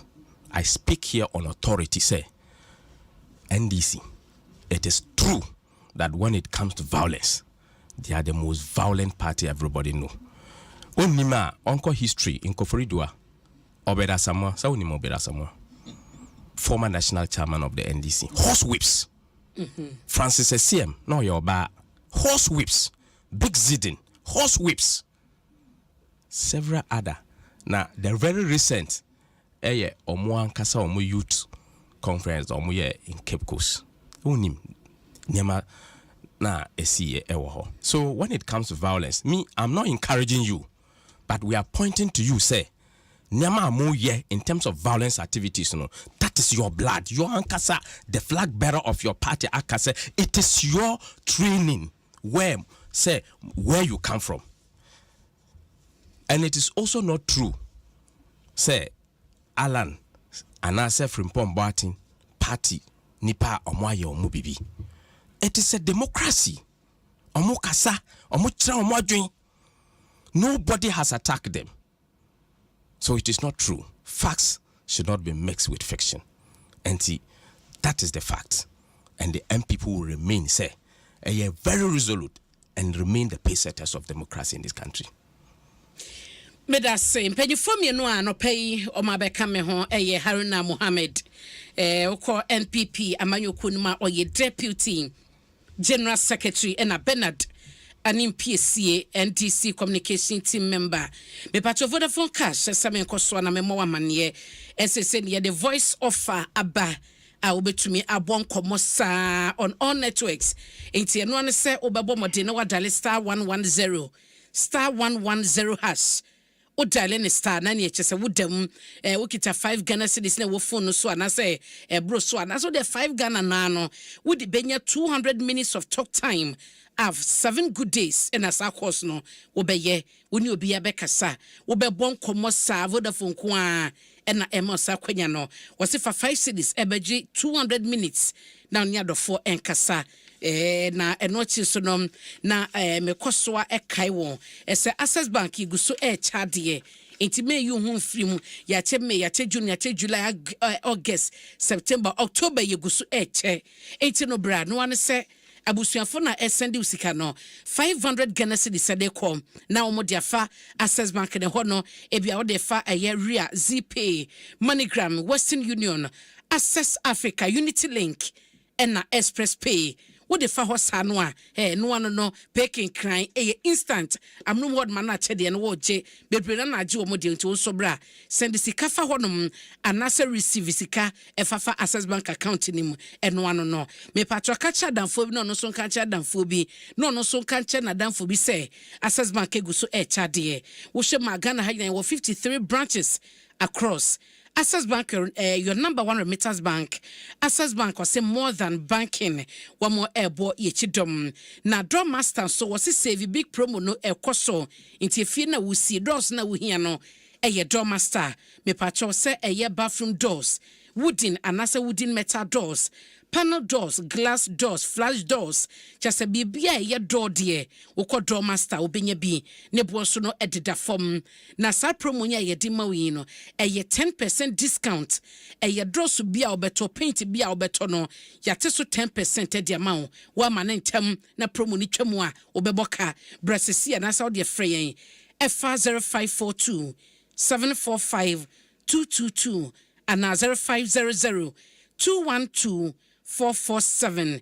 Ye bejo so pobi my two boots ye obehunu ye tia kwan e wo honom ankran ene kumase kwantempo no so obe yensu ye wo honom ye ne first reserve na edin hwanim na so hum so ye wo branch wo honom ti branches no ye across so free ya ye becho ba bia ye wo promotion no ebe ende December 15th ewa fiwe mu patro hyene so fa ho gym na won so ebeje draw so papa ne bo eda fom yento so ha ema ona fei yen hye ye next topic na enkobo no yen fa enko na unim se yenko MPP mu aha na Haruna Asre megide se osaka topics na dada na Honorable Kennedy akompre Japan on o say MPP premise amoko November 4th no or see delegates no me momuntie any corrupt leader nemom no montoma or no on November 4th na eba na omo so esi akanya ye wo leaders ni bi omo mu aban mu ene ade nyina ewo mu yesi se bo mu chichi firi so asbe ka cho se don chema wa ye nyina chinye se bia NDC ni na eka se mpanyifo bia ye kwa kanse ni bi eye corruptor e bia obeka se ne meribati enye no kre but within obi oye member of parliament on the ticket of MPP or contested se obenya kwenya aye flag bearer edema the party e catch a delegate say a leaders to be corrupt within the party saying me just no krena na beda bonte say MPP no corrupt corrupt ni wom leaders be so corrupt pa. Let me put it on record. NPP as a party and MPP government, there is no established fact say we asimisi are corrupt. We are media. We name. Your job say we are fact checked in terms of Nemadodua Ekosu. There is no any leader in the MPP say omo convicted for corruption. And I'm very surprised say a member of parliament, an aspirant to become a flag bearer for the new patriotic party, Betimi Akasa. Mantino, but if say Wakasa there is very unfortunate because there is no established proof say Obi Aya corrupt in the MPP government. Maybe there is no such leader. He is part of the government, even though say be only ministry appointment and senior appointment. But be a duonim ni yenim ana. Omo ye nipa for. Nipa for na eko. Ono kaso o ka ho. Say oye for no. Adai ni mu. What is say Adai ni mu has been convicted of corruption. What is say a Greek minister, former Greek minister, has been convicted of corruption. What is say His Excellency Dr. Alhaji Mahmoud Bawumia has been convicted of corruption? No. And wait there, it is something he said, but he can't prove it. He can't want me and dear dance ever so. But it's very unfortunate. Wakadia is very unfortunate. Unfortunately, say enyano krena oka anase enyana kre odi hu ya o se obi ogina bonten kasa ansem no anase te saying enyana kre na opinimi pa na unim se we enyana kre enya se wotimi aka. That is not the right way to communication. I respect Honorable Kennedy ehini Japan pa, but waka we dia enye. It is not something that is in, because in context it is not happening. Some body therefore okahu mantise he's been convicted of corruption. Okay. Mantise Dr. Alhaji Mahmoud Bawumia has been convicted of any corruption. Mantise Adainimu has been convicted of any corruption. Mantise former Greek minister Dr. Akoto has been convicted of any corruption. But Uba Bontia Bakasi it is not good. Okay. That's why I say Mikasa is very unfortunate. And to say a movie beyond the 4 candidates here, Obubo Mudinya, or say or state say some leaders within the MPP are unable to criticize the opposition NDC because of their own involvement in corrupt practices. And even though say be convict you be say emra so asuma simu say wadi dream and say why dream di bi nti emra ene di ama yenya ho evidence edachiri but so ka say bi mo mani omo to be criticizing this bi because the NDC ye no mo ka ho asem no omo ti party ni mo ti aban mu ene the same thing omo ye ono na wo mu no opie and wo kan say wo si Ghana for mo ntu so yeah citizen yewra Nanado Danko Ekufuado aka say enyina enye citizens enye spectators unim say obi corruption deals and our corrupt activities are. What is the rule say who as a citizen with him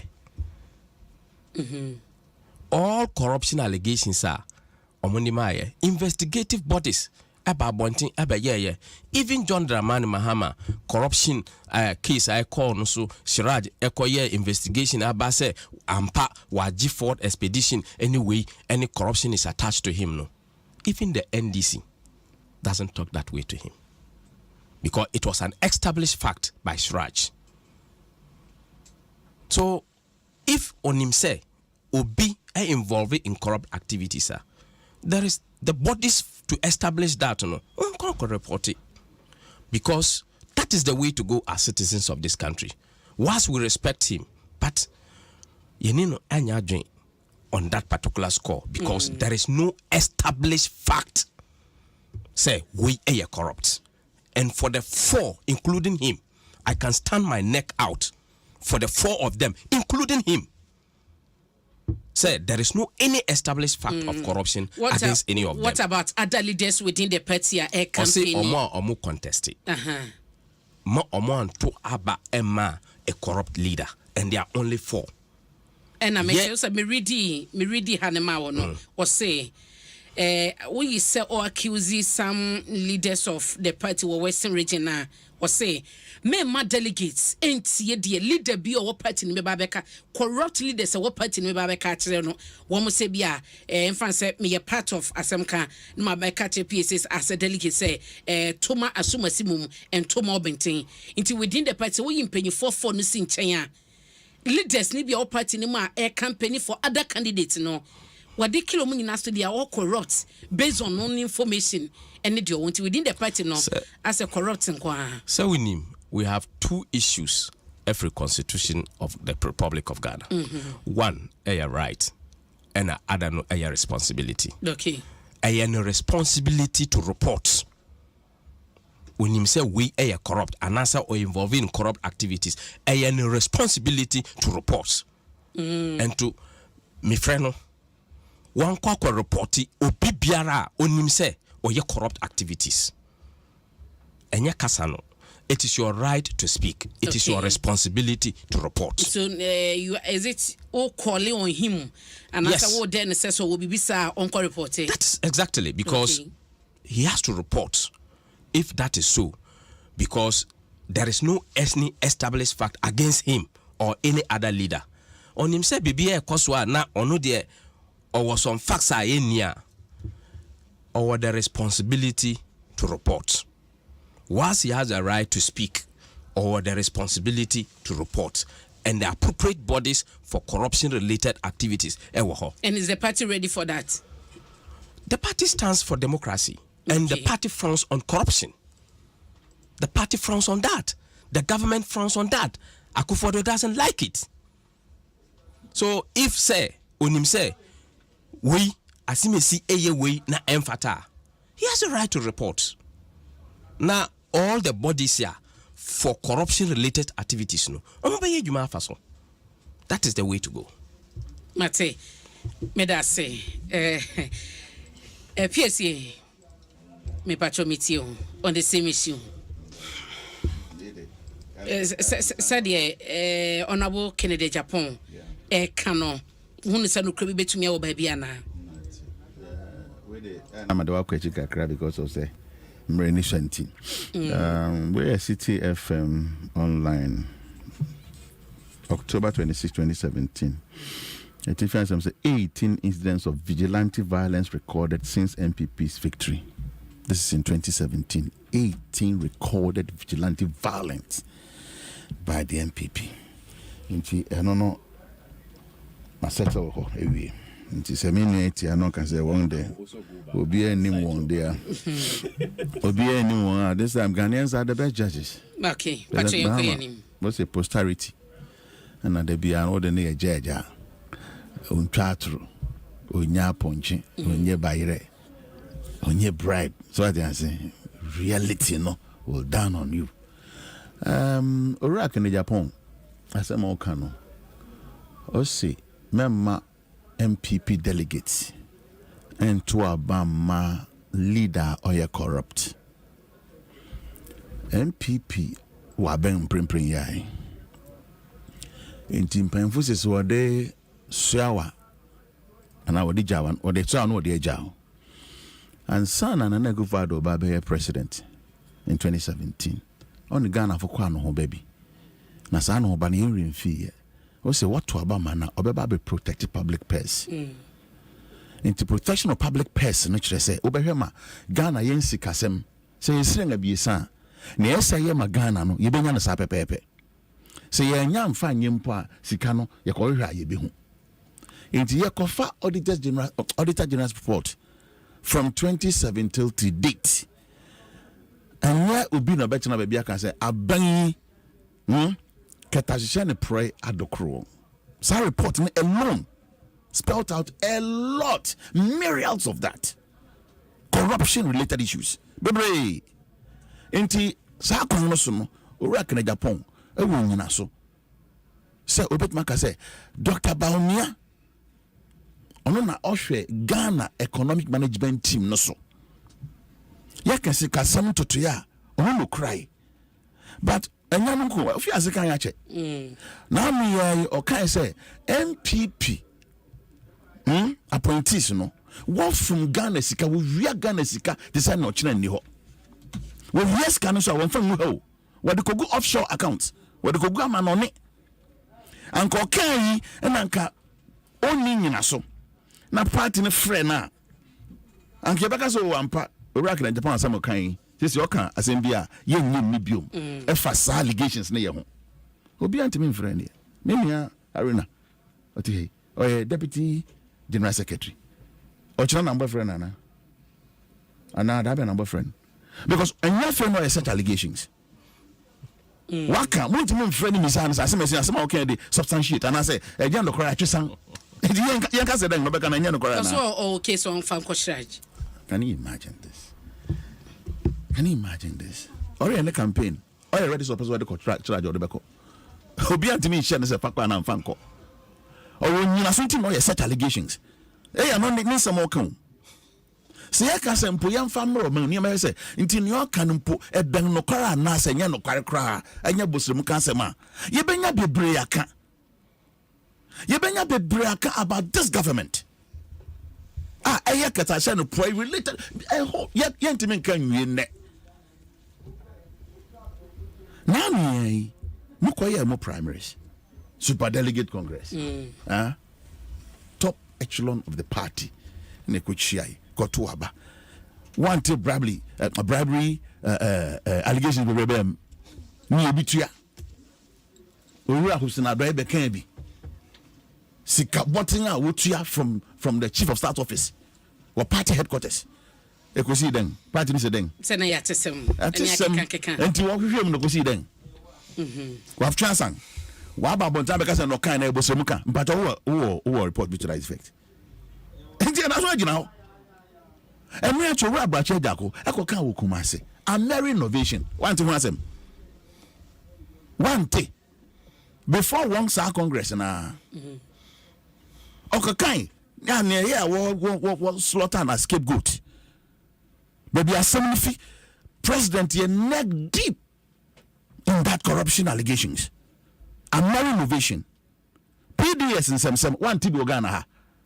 Emma Ghana PDS na koye yinti and kwa ye fa so ye san hye na emfa kwan so na ketazan pro ahyemu ma a vice president Dr. Baumia and effective changes were some random. What's a Dr. Baumia no song? No song. Our effective changes. My Ghana lose $100 million from Millennium Challenge accounts. Nobwa. Enti ya can say Katasha no praise sama. I know the Minya and your friend and Baba whitewashing no. Ghana fu nyina nim. Nia efa COVID sika ho. COVID nipa nkwa. Sika nipa bi sebe every 120. Donors e bifi won kumam so e di munye na monfa nkoko. Nia mode here COVID related expenses kran less than 50%. Over 50% plus no e could di party Dwaso Nsem. Anya ya na eka Mankasa more aspirant. Former vice chairman of the Northern Region. Chira ndi ebedi no ho. Na me na Mrs. Yaladapa. Dan diary and on a special prosecutor wonke.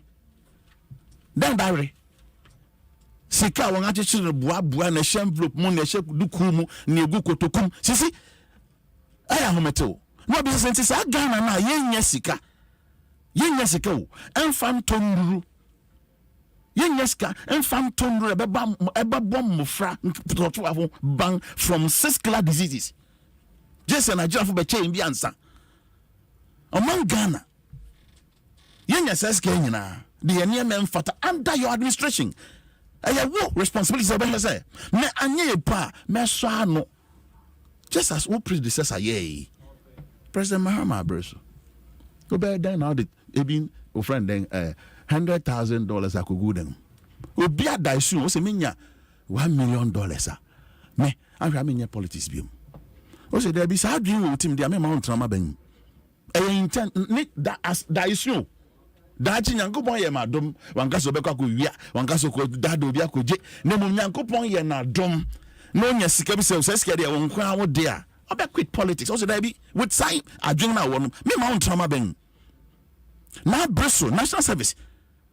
Or substitute to a friend to a friend is it DNI or something say. Mo nya hwehwem.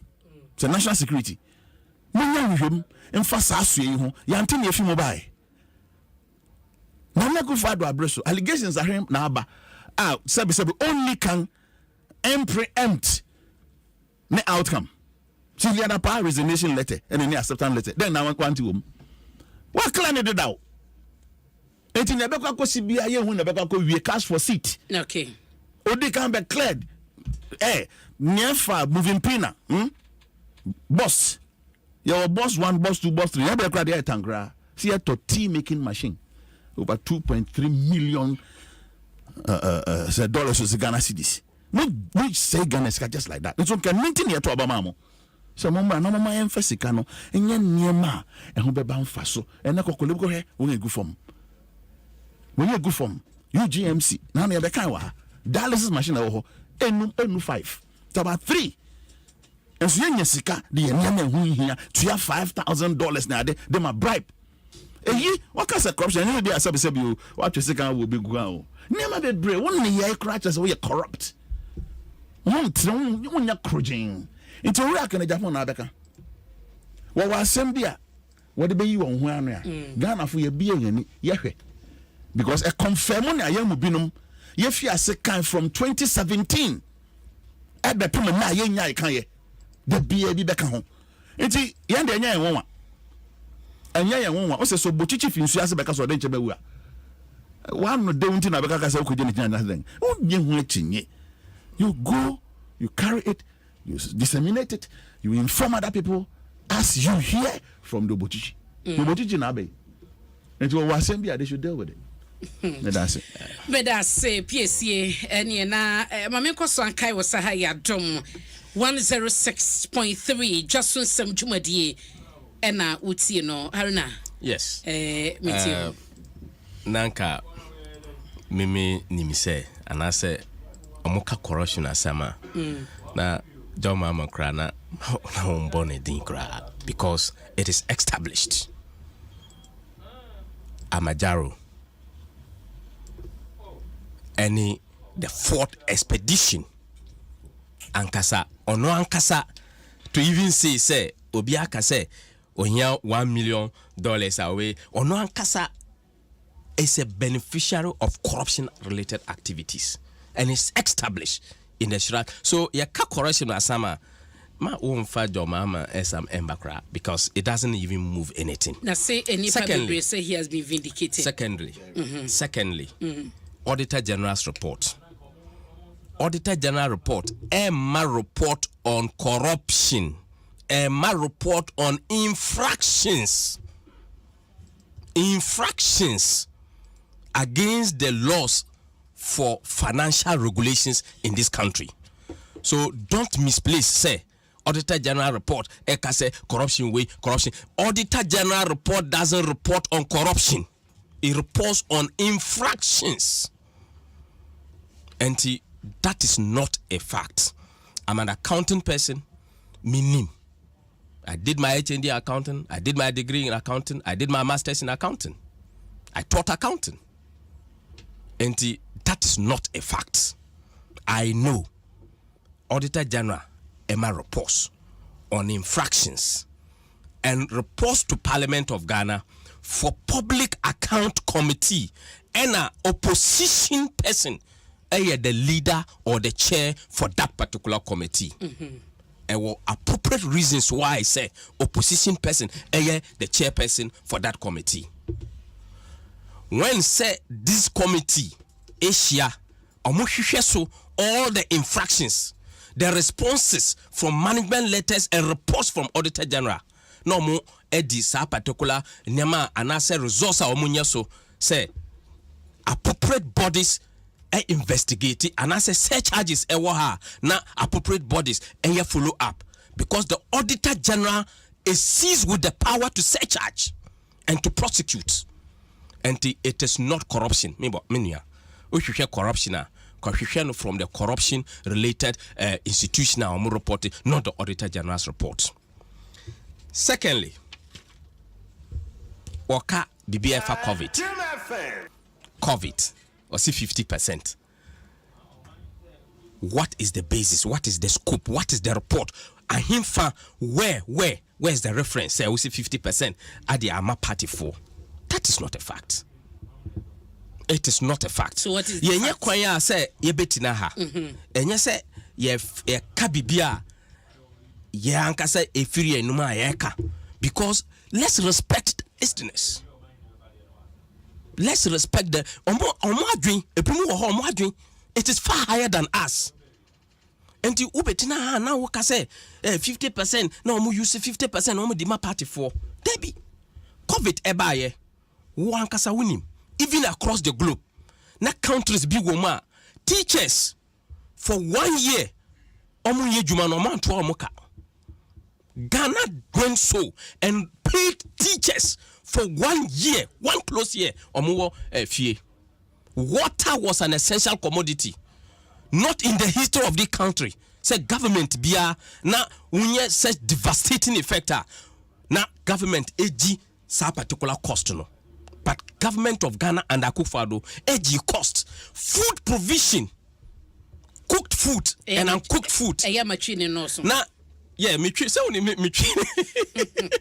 and come ka program we there because I deal with facts, because I respect the listeners out there and at the platform I'm with the because it is not my word, but it's by opportunity.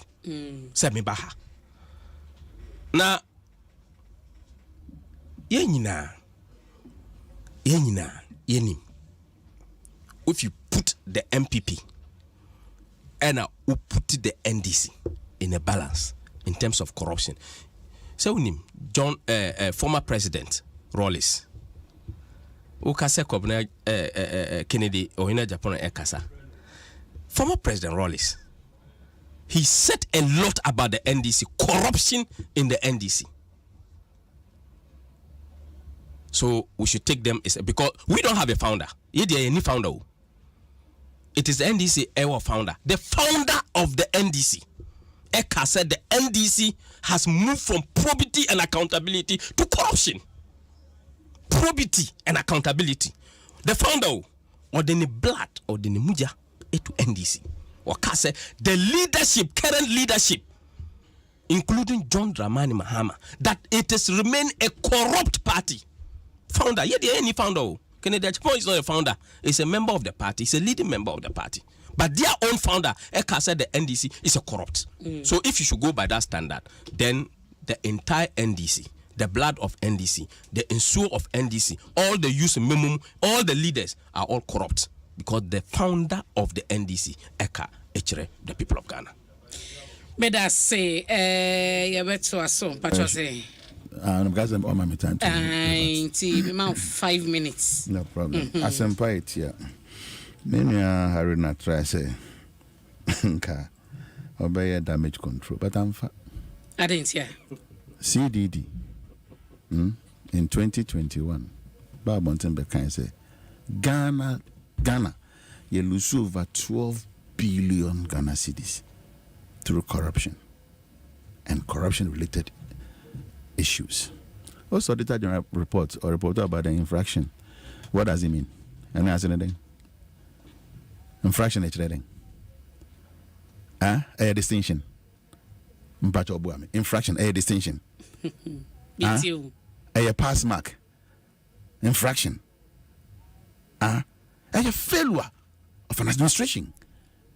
Say Obeka say na committee bet na so na omobe bia enkata near receipt ni no more dia bet. Unless the auditor general na dwumo ye no onye ye intimo on the infraction grant we are we then na auditor general report by be can fa covid sika ho kwa mo fa so issue covid sika obet na have justify and afia na ba be my accounts for asase a won adwuru so keke I want 5 inkosi ho Ghana lose over $4 million. Spoken fee one day. And then if you buy a friend then contractor there will be say on koto I don't know say MRI or something hospital equipment yeah ABP private hospital ewo friend Madina Mini here area who say obi person corruption as MTR President Mahama also for the expedition. Should I report the Bunting? What can we say President Mahama are involved in corruption and our bribery? But what you say? Oje the heading. Oje no the kusi nifi and what the command mammy and all the command papa. As at the time I'm there some the band crying and now full of cars what presidency no na sa afford no e can be. I'm not so ruling as president we in Ejuma. And I'm better na bonting. Na allegations am we in echi ne anano ye den o. An otime kan be bre o. O ye enya no ne ye kan. Because anka bre a wotia ban mu. Na we are clothed with all the powers to prosecute. Now our attorney general nya President Mahama no den buy. Wona ode na ba. Na muntime fra President Mahama so Kofi ade a ye ti wa hai. An allegation a year wa hey yetimi approve anas yetimi anyanyina so nti brana be yehu ado mpacho wati bi da President Mahama tenafie otigana hay on tra baby aye 7 years running monti me fa ni nyina court emisa na sem bi aye na so da so na mountain so mo na baby na mo ka President Mahama na corruption na allegation no e bi ne na wan okay for the expedition obi anim say wan nye nas bribe and na sebi o mo ba betu you see. And I didn't be him. He knew about that at President Mahama say, now okay, circle interchange. Moye who press conference. Actually, Sikado do the atoso. Our friend then Kaswade. Then na manka. Enti mobile no. We hear then na muhui. President Mahama. Oh yes, quickly clean. When it comes in terms of say kubia corruption, what they are dark run uncle hobby. Because we didn't prove a single allegation against him. But you'll be a baby. I had the same and you can send your first account there. No more did it. Yankasi young. You feel it. Yet we can smell it. It's all around you people. It's in Israel. Monday with it. Nya can a Japan becan. I no quality to yan start a kind yen net. The Nasa fake can another candidate becantina and good yet can be. Yeah, that's okay. Yenya council da. Even na making niama mo ye wa ban tankeke. Yama over 800 billion Ghana cedis as total envelope. Then I'm there. As against for example, 193 billion Ghana cedis. Niama reward ye in Ghana and Ghana young card doctor to be service and debt. A friend and I'm near patch. Say mam ye bekan asem no. And I bet maka. A friend and I'm a patcho. So be fast will be my America grants and friend to a young hoka. One hoka be baby. Sika ujeda na ode aye. PSA. I mean, I'm on my side of the crowd, my young comedy crowd. I'm not a tango, Katasha Pro. Medasi PSA. Haruna, Yebre Yason is at 3 minutes. Waka. Oh, no, Anna. Waka 3 times on this issue. Waka, or 10 times on this issue. To be my museum bite. I patrol. And then because I said, never say. Obama museum bite. Waka bibi afa Cecilia Dapa. Yen nyina yenim the history behind the Cecilia Dapa saga. Because he had to be quite a different topic. Onwa kasa na or reported the matter to the police. Onwa kasa na di call court and now omodi esam efaso. Na bibisa say is it because say a woman or your ba nipa bebre ebe tinase ebe didinatam. Can't a woman make decent money in this country? It is about your no. She's not the only person among for allergy. Let's respect. Please. Let's respect. Not part of the government. Let's respect women. Cecilia Dapa has worked hard for this country. She has her own businesses. She should prove where the money is coming from. But that is why security agencies are going on. Yeah, then stop defending. Wait so that when Rollins mentioned about Kwachi, what did you say about that? Go and suggest to the lawyers. When Rollins mentioned about Kwachi, NDC was silent. Very shameful government. Stop. When money was missing, say in Okujeto's car, everybody was silent. The NDC was silent. Why? Is it because it's a woman? Mimi dear, minim say women can make decent money. Say, omube timia ye juma enye sika in this country. Let's stop attacking them. Cecilia Dapa betimia defending her. She's ready and will face the law enforcement agency to make sure say she will be able to defend where she got the money from. That is why she's in court. But if you say John Mahama has no corruption allegation against him, OSP, and you are sitting there. A former attorney general in your government said he's the government official one. He said he's a government official one. We all know what government official one meant in this country. Your own party member. Oh yeah, the first special prosecutor, Eka said John Mahama is the government official one. Into then go and prosecute him. You are in government. You know the laws. You are in government. You know the laws. You know the immunities. Which immunity? We start from when? You know the immunities. You know it's shameful. The more you people do this, yours is rather shameful. Please let's be very careful with our choice of words because maybe I am very good in that particular area, but I like decency. Mamena must say near Bra Manya Mami no pay. Haruna Mohammed, a deputy general secretary, Edima NPP, and a Bernard, an MPSCA. Aya NDC communications team member amuna be come one pay na ene Dwaso Nsem dwumadie ye de eba ye na ye wiema wa MTN momo me patwe we momo merchant sim no MTN say business say wiase na ya befu wa hu nti no wo ye business wo so tumi tse wa kwaba mu de wanya customers dodo na wonya no dodo sa na we send sika there was so ye ne so be kwa pesa momo merchant sim ni bi na eno no mo kire say over 15 million momo customers eno mo betumi asend uska betumi mo digwa asend no e wo so a ebebo ye peno no eye momo for business inti na ya beka busuako ne ho na ebeje wo merchant sim no na efadigwa we eye MTN na dia ba be dale *5051# eye *5051# wodale ana wasende na entoatoa so emausa na eba no sana ba receive reference number bi e wo phone no so a wobetumi e dia track application no said dia commercial MTN eso wa bia kwan mu e dia ma wo momo for business no ma sanka bi na ema edwadie no enkosom na wo se yenkoso momo kokose nipa bi nam kwati kwan so ebo ma fokro no MTN momo no so ene ade ya no mo nya da ho na bibia akoso me pato obetumi so report o momo app no so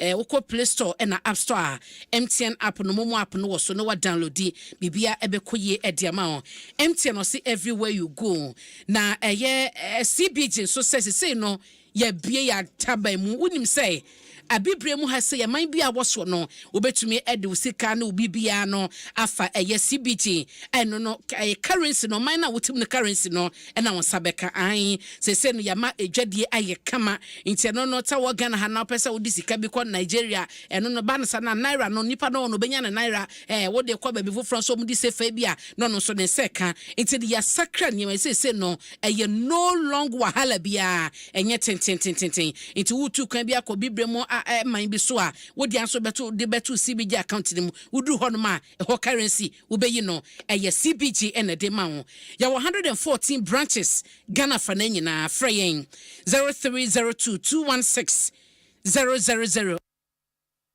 0302-216-000 and as talk to us at cbg.com.gh ya bejo so na ye ne wo edin komo de opese hunu chemu bia pesa wotie no ye wo ho edima na ukọ Facebook, Twitter and Instagram so a CBG Ghana njibre edima me de wasi no pay edin ameje so ene abena pokoa ahwene ekede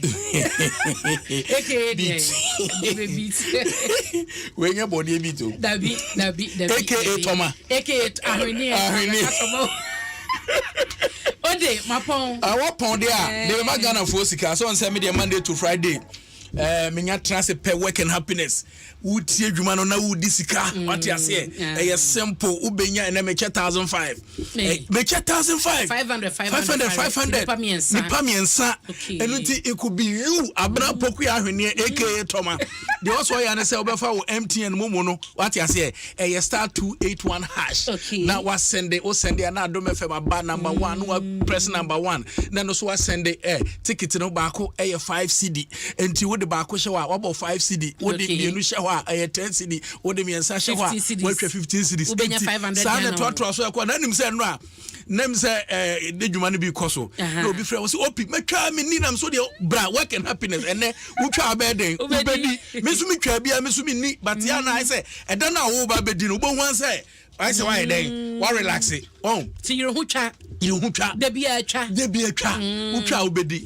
wo wini a ye frɛ wo life ye busa kwan afa so awo na no what you say enti star 281 hash star 281 hash no select option 1 and it near friend pound key no no select Adom FM unya select Adom no so a na say wo di sika na ye den ahye ho na wonim ye nhye no so say enye se sika no say ukotro 20 na de ahye ho wo di one hye ho a starting from 5 CD to wo di one so say wo di kra ya catch say ticket ba ku bia 5 CD enti 1 5 2 tisa em se be kasa na yawa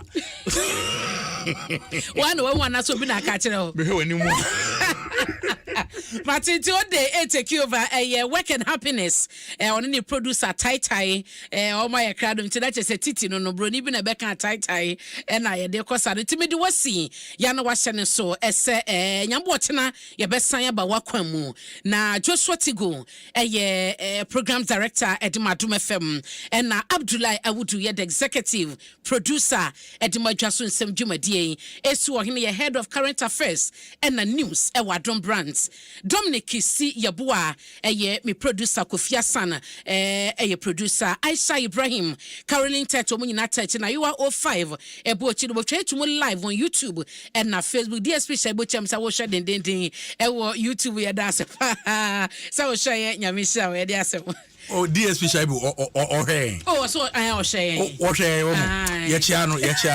And yes, I chair Mr. Quatino auto theft. Only no more police headquarters. Why? And I'm a challenge and so on. Responsible teacher. Medwasi, Madawa say, and none of paying. So come on, Yamu show, now Shagana.